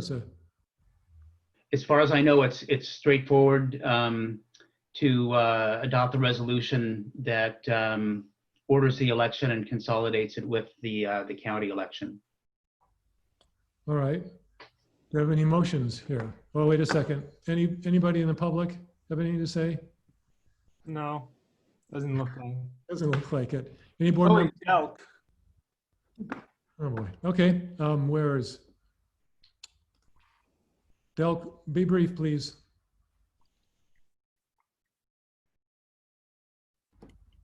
Muted. Delk. There you Yeah. go. Am I? You're on. In the agenda report, it said that the term of the two directors that will end on December the 4th, and the newly elected director's term will begin on January the 1st. That is 4 weeks that there will only be 3 board members. Is that correct? Is that a new policy? Bill, Ann, can you weigh in on that? I believe that's an error. Where do you find that? On the agenda report on elections, and I sent an email to both President Debby and also General Manager Lindsay asking about that. I heard that. To the best of my recollection, the terms usually end when the, excuse me, when the results are certified. But actually, I believe it's on the Friday after the first Friday in December, when the results are required by law to be certified. And so I then think what's happened is, right. Then after that, usually it's the first meeting that they will be sworn in. The new members will be sworn in, and then they will take over immediately. I think that's the universal practice. I don't know that we've ever had a policy one way or another, but I believe that is the universal practice. Once the election results are certified, we have new board members. So anyway, I believe it's incorrect in the agenda report, paragraph 1 or 2, which says that Sylvia and Eileen their term will expire on December the 4th, 2020, and the new directors will begin that term on January 1st, 2021. And I think that is wrong.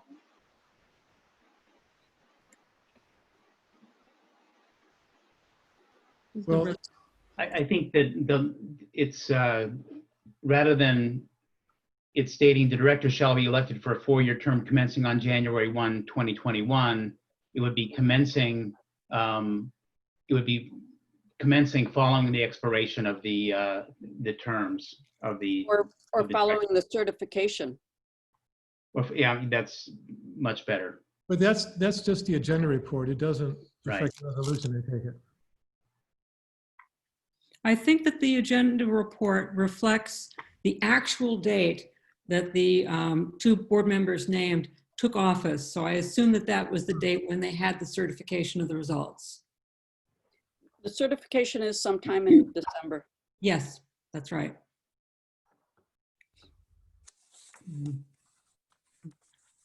All right, well, do we have a motion? I'll make a motion that, adopt the resolution of the board of directors. What's the exact, what's the resolution number? 2020-09. 2020-09. And so, sorry, so yes, I've never actually made a motion to adopt the resolution, so. I think you need to read it, right? Isn't that correct? Yeah, Cyrus, you need to read the whole resolution. Okay, give me a second. Yeah. So, okay, let's see. Let me pull it. Just the Agenda. title, Cyrus. You have to read the title. Okay, Resolution 2020-09, a resolution of the Board of Directors for the Kensington Police Protection and Community Services District ordering the even year Board of Directors election, consolidation of elections, and specification of the election order. I'll second. All right. Cyrus, Aye. Sylvia, Aye. Michelle, Yes. Eileen, Yes. and I vote yes. All right. 5-0. Great.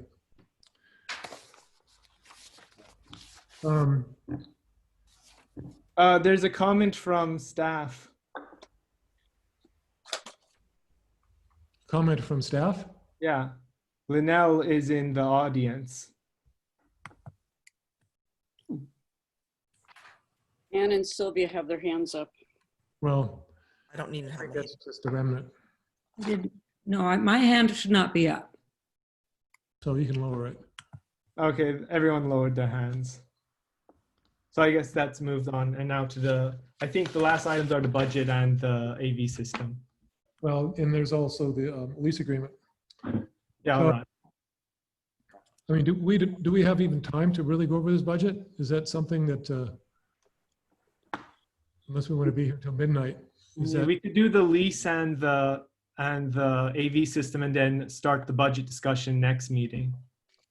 We have to adopt the budget by the next meeting.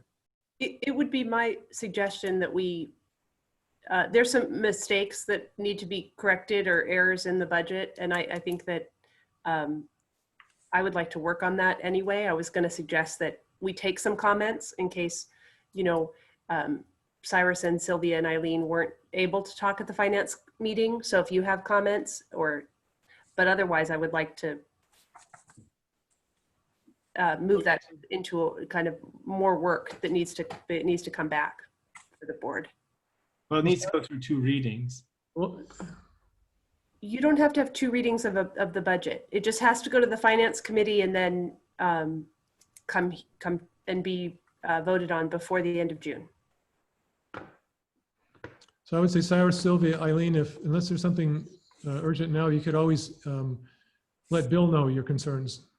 And that would probably be a way to. Staff resident, maybe they have a suggestion. I don't know. Because we should discuss the budget. That's like the one primary We can key discuss it thing. next time. Yep. Linda has I need to, well, are we able to consider this? This is Well, I not. mean, if folks have a comment, I mean. Okay, let's let people comment on it. Linda. How's that? Can you hear me? I can hear you. All right. My question in regard to the budgets, you can be thinking about this whether you're going to table it or not, or discuss it later today or tomorrow, whenever. I didn't notice anything showing any reserves on the budget. It looks to me like we're working off a different format, but I didn't see anything in respect of reserves, which then led me to, I was trying to find out whether we had adopted a budget reserve policy. So that's just a query. And I think both of those are necessary to do, to adopt a policy if we don't have one, and then to actually show the reserves in the budget in some fashion. Because the budget also, you know, it serves as a report. Are we going to set aside money for capital improvements? What are we going to do? What are we looking at? Are we going to keep some liquidity in there until we get the drops of the property tax? How are we going to function? That's one point. Now, the second one is, I don't know where in that budget there is anything, and perhaps there is not, for transition funds, funding a transition if we are going to go forward with the improvement of the public safety building, which should be done with all due speed. That's why we're doing it at all, is because it presents a potential danger and it's a necessary building. In that connection, I'd like to suggest to you that you take a sharp look, and it's sort of a neutral look, I guess, although I'm pretty passionate about it. A good look at the annex and its potential use for being fixed up, at least as to the transition, and potentially for housing administration, to the extent administration is a problem, to be fit into the plans currently under observation. Thank you. That's it. All right, thank you. Can I Go ahead. quickly respond? Linda, to your first point, I'm in absolute agreement, and that will come back in the budget, reserve policy and amount of reserves. That will be in, I hope, our final budget. Point two. We do have a reserve policy now.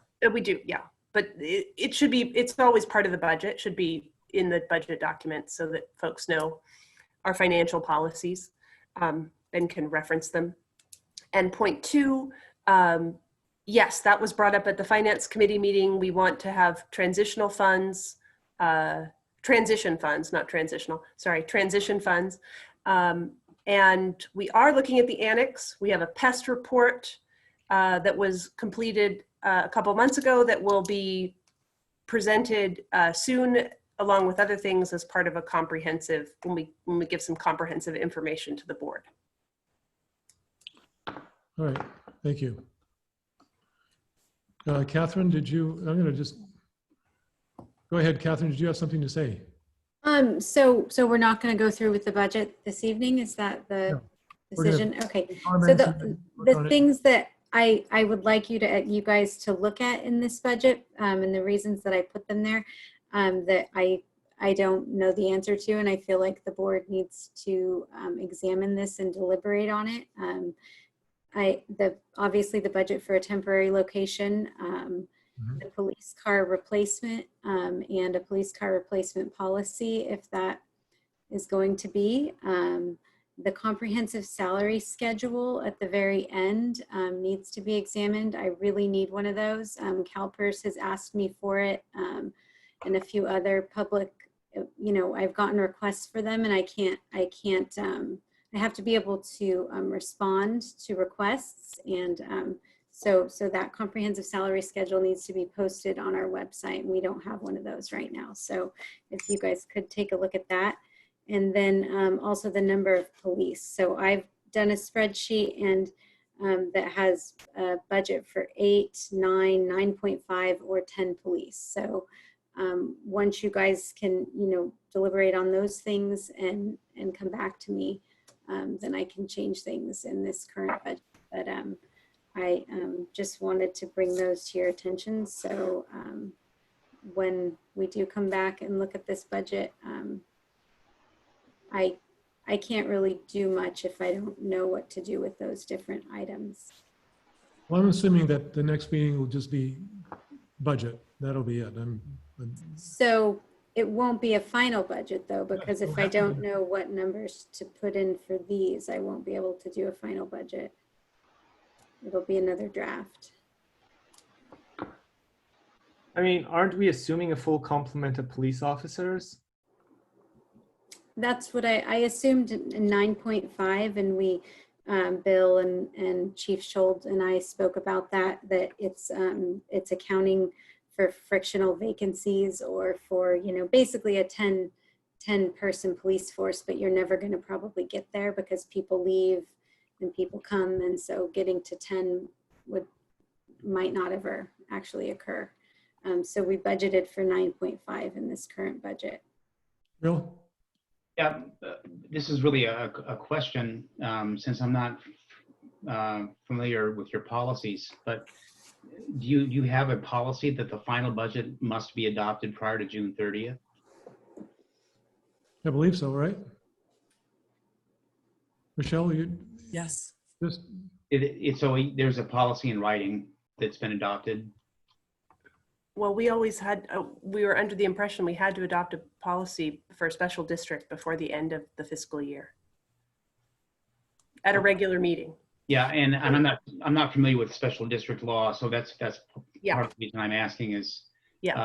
Because it's not unusual to have, in essence, the review done by June 30th, and then you do the final adoption at your first meeting in July. Well, maybe, Anne, I mean, if Yeah. I was, Again, I'm not familiar with the special district law, so it's a question. Anne's muted. Muted. Go ahead, unmute yourself, Ann. Sorry. Sorry about that. So in a moment, I can check on that if you'd like. I think that this district has the same requirements as the city, which is to say you don't need 2 meetings and it doesn't have to be at a regular. The fact is the district is not required, as I recall, to adopt a budget at all. Right. That's my understanding it for cities also. For cities also, only counties are required. Counties must do the double reading. Counties, I believe, have to do regular meeting adoption, but cities and special districts do not. Oh, well, that's wonderful. If that's. And I think it's certainly good practice. Yeah. To do that. So I'm not suggesting you not adopt a budget, but I am suggesting you do your comprehensive review on that would be June 28th, or if you want to schedule a special meeting for the review. 25th, you mean? Yeah, I'm sorry, 25th, and then adopt. You could, if you wanted to schedule a special meeting for sometime next week just on the budget, and then do the adoption on the 25th, or you can do your comprehensive review on the 25th and either adopt that night, as amended, or adopt it at your first meeting in July. I think that's what I'd prefer. Yeah, that would be my preference as well. Yeah. All right, so now let's just move the budget discussion to the 25th. We need to also extend the meeting again. Do I have a motion to extend it? I'll make a motion that we extend the meeting. I don't have an idea what time it is. I have no clock here. It's 10:30. How about till, can we do it by 11:15 or should I say 11:30? 11:15, let's do it. All right. I don't even know what we have left anymore. I think we can do it by 11:15. All right, I'll second. The budget. Cyrus? Aye. Rochelle? Yes. Sylvia? Yes. Eileen? Yes. And I vote yes, and so the meeting is going to keep going until 11:15. Well, I think that the next important issue is the lease agreement between the district and the protection communities. Sorry, it's getting late. Because I'm assuming that the audio visual, does that have to be done now, or can that also wait if we had to? If we didn't? I don't think that can wait. It cannot wait? I don't think the AV contract can wait. They're really just waiting around for these things now. Oh, well, let's do that now and get it over with. All right, who's going to present this? Bill? Yeah, I can. I did prepare the report on it. I need to call it up. Sorry. Or Sylvia, can you present this? Do you know enough about it? No. Okay. I'm sorry, I just can't. All right, no problem. So I'm sorry, let me just. You want me to, I'm happy to talk about it. I just Sure. need, I should pull it up on my screen, but. Yeah, I can just mention, go ahead. Go ahead. No, go ahead, Bill. Well, this is, again, the item is to just consider the approval of the purchase from ASG of the equipment and services to install the AV system. The architects obtained a proposal from this group, ASG, for, it includes a projector screen and associated installation services, including the data ports. So it's as the architect specified for the installation. And the recommendation then is to approve the purchase and the installation for a cost not to exceed $20,000. The proposal by ASG was $19,480.54. All right. So the installation involves putting in a projector, a permanent screen in the niche that is now in the community center. And ASG was directed to look at our budget and what kind of equipment that we needed in conjunction with the architect. We're not trying to go for all the bells and whistles here.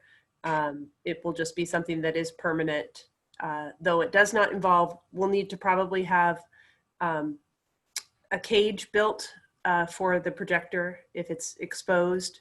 But Director Hasai and myself know that because there may be a couple of other small cages that need to be built around Electronic controls, electronic basically. controls. Thank you. Protect them.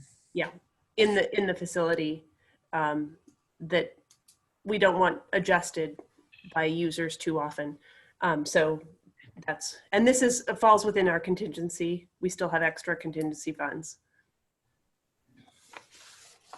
And am I correct that the reinstallation of the other AV equipment is already incorporated into the project? This was not incorporated into the original cost because it was not able to be spec'd out in advance. So this is why it's coming out of contingency. That's what I understand is it was always considered to be a separate item and to be done when the building was done. All right. Anybody have any questions? Panelists, audience members, public, all right. Do you have a motion? I'll make a motion that the board approve entering into a contract with ASG for the equipment and services specialized in the not to exceed $19,480.54. All right, I'll just make it easy. I'll second the motion. Cyrus? Present. Sylvia? Aye. Rochelle? Yes. Eileen? Yes. I vote yes. Right, that's 4 yes, 1 present. Great.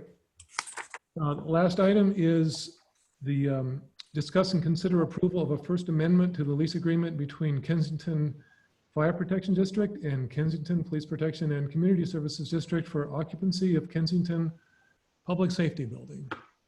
And Bill? Yeah, just very briefly, the original lease was entered into in October 2018, becoming effective January 1, 2019. It expires on June 30th. The Fire District Board authorized the extension of the lease with the Police and Community Services District through September 30th, 2020, under basically the same terms and conditions. And then on October 1st, the lease term will be month to month, with either party providing 30 days notice of termination. So that's what they've authorized. That's what's on the agenda for approval, is that First Amendment with the 3-month extension and then conversion to month to month. Bill, are you saying that the fire board has already approved this?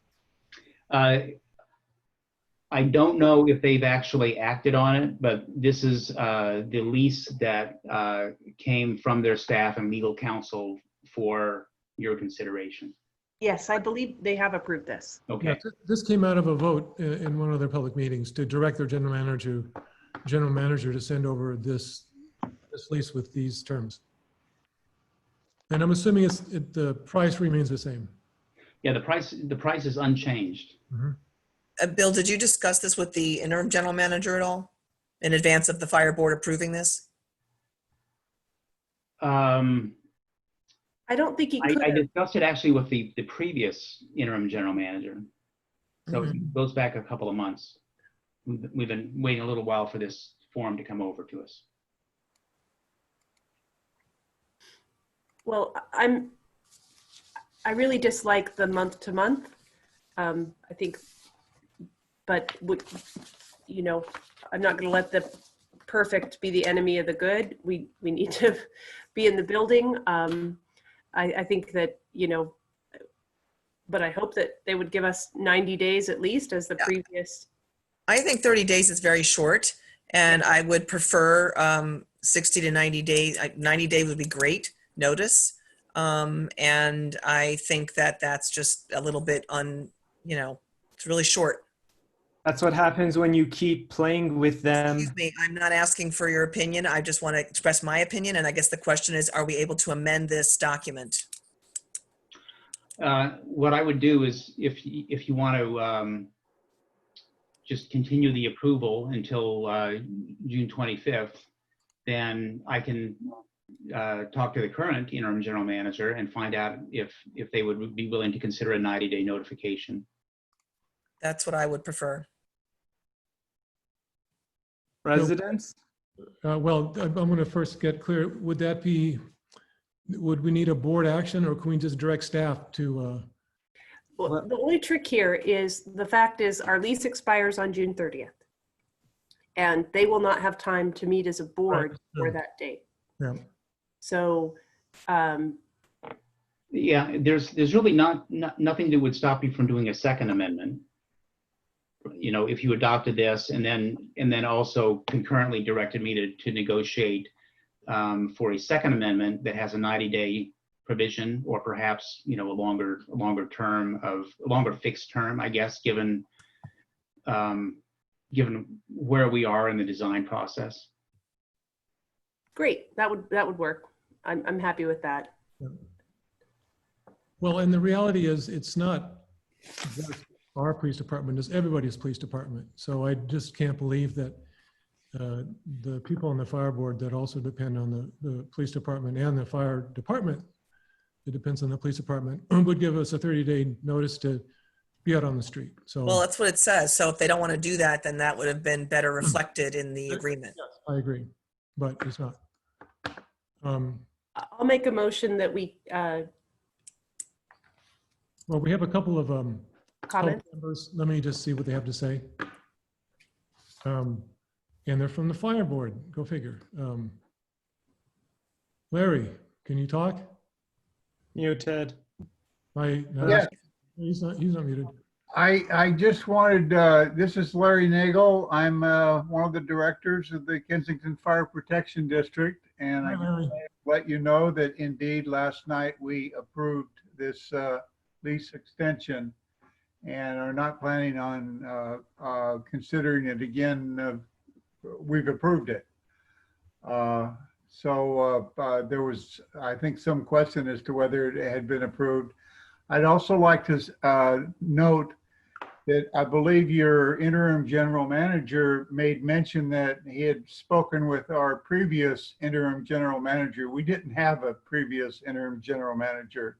The interim general manager that we have now, Mary Mayorga Morris, is the first general manager that we've had. So I don't know who you talked with before, but they weren't an interim general manager or any other kind of general manager. Yeah, I stand corrected. Actually, that was brought up to me before. Somehow I thought he represented himself. This was Mr.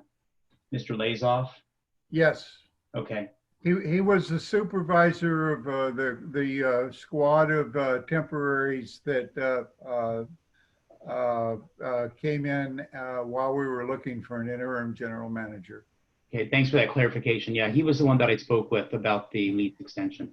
Larry, you don't have a requirement that you have by law that you have to have a general manager? They're a fire protection district, different type of district. Only, Yeah, that's what I'm asking. only community service districts have Only to have a community. general manager, Okay. not fire districts or cemetery districts. Is that it, Larry? I guess it is. Julie. Thank you, Chris. So Larry kind of beat me to it, but I do need to add a clarification to what Larry said. This was actually at our April 8th regular board meeting that I had put it on the agenda, item number 12, consideration of extending the KPPCSD lease at current terms and conditions until a date to be decided by the board, and authorizing the president to offer such an extension to KPPCSD. So we voted to approve that. And it was at that time that this idea of the month-to-month, what's the word I want to use? The month-to-month provision was added. But the board approved the president to send the lease to your board because we didn't have any staff at that time. And then when Mary came on board on May 13th, that item automatically was put in Mary's hands because now we did in fact have an interim general manager. So that's just kind of a report from the president's point of view. But I also, when I put this item on the agenda, my thought was to just get an extension in place for at least 3 months, which would give some time to work out the remainder of an agreement. And it was kind of one thing led to another that it became a month-to-month thing. But I agree with your general manager, Mr. Lindsay, that this allows some time to come up with a more user-friendly extension to the lease as we the options for the potential renovation, which I think we all hope is going to work out. So I hope that sort of clarifies the history. But our board did approve this in April, so we do not need to reapprove it. Okay, thank you. And just to clarify, Bill, we got this from their board when? I think it was last week, Okay, good. early last week. Okay. All right. Thank you, Julie. You're welcome. We don't have any more public. Any more board comments? All right. Do I have a motion to approve the First Amendment to the lease agreement? I'll make a motion that we approve the First Amendment to the lease agreement between the Kensington Fire Protection District, KFPD, and the KPPCSD for occupancy of the Kensington Public Safety Building. Second? I'll second. Oh. Beat you to it. I second it. All right. All in favor, Cyrus? Aye. Rochelle? Aye. Sylvia? Aye. Where'd you go? Eileen? Yes. And I vote yes. So it passes 5-0. Can I make a motion that we direct the general manager to, or I guess we just, by consensus, ask the general manager to please discuss with the general manager of the fire district possible extension to the lease that does not occur with month-to-month notice, which I'm sure that they'll be very respectful for. And you know, I mean, I know that they don't want to throw us out any more than we want to be out. So. Well, again, I think it's going to come in the discussion about the public safety building, but certainly I would say we have a consensus that Bill should be able to work with their general manager on finding a different arrangement. I don't hear any objections. So. I think that's part of his job anyway, so it's fine. All right. All right. Did I leave anything out? Is there anything else we need to do? Am I missing something? It is kind of late. All right, then. Thank you, everybody. This meeting is over with. Have a good weekend. Good night. You too.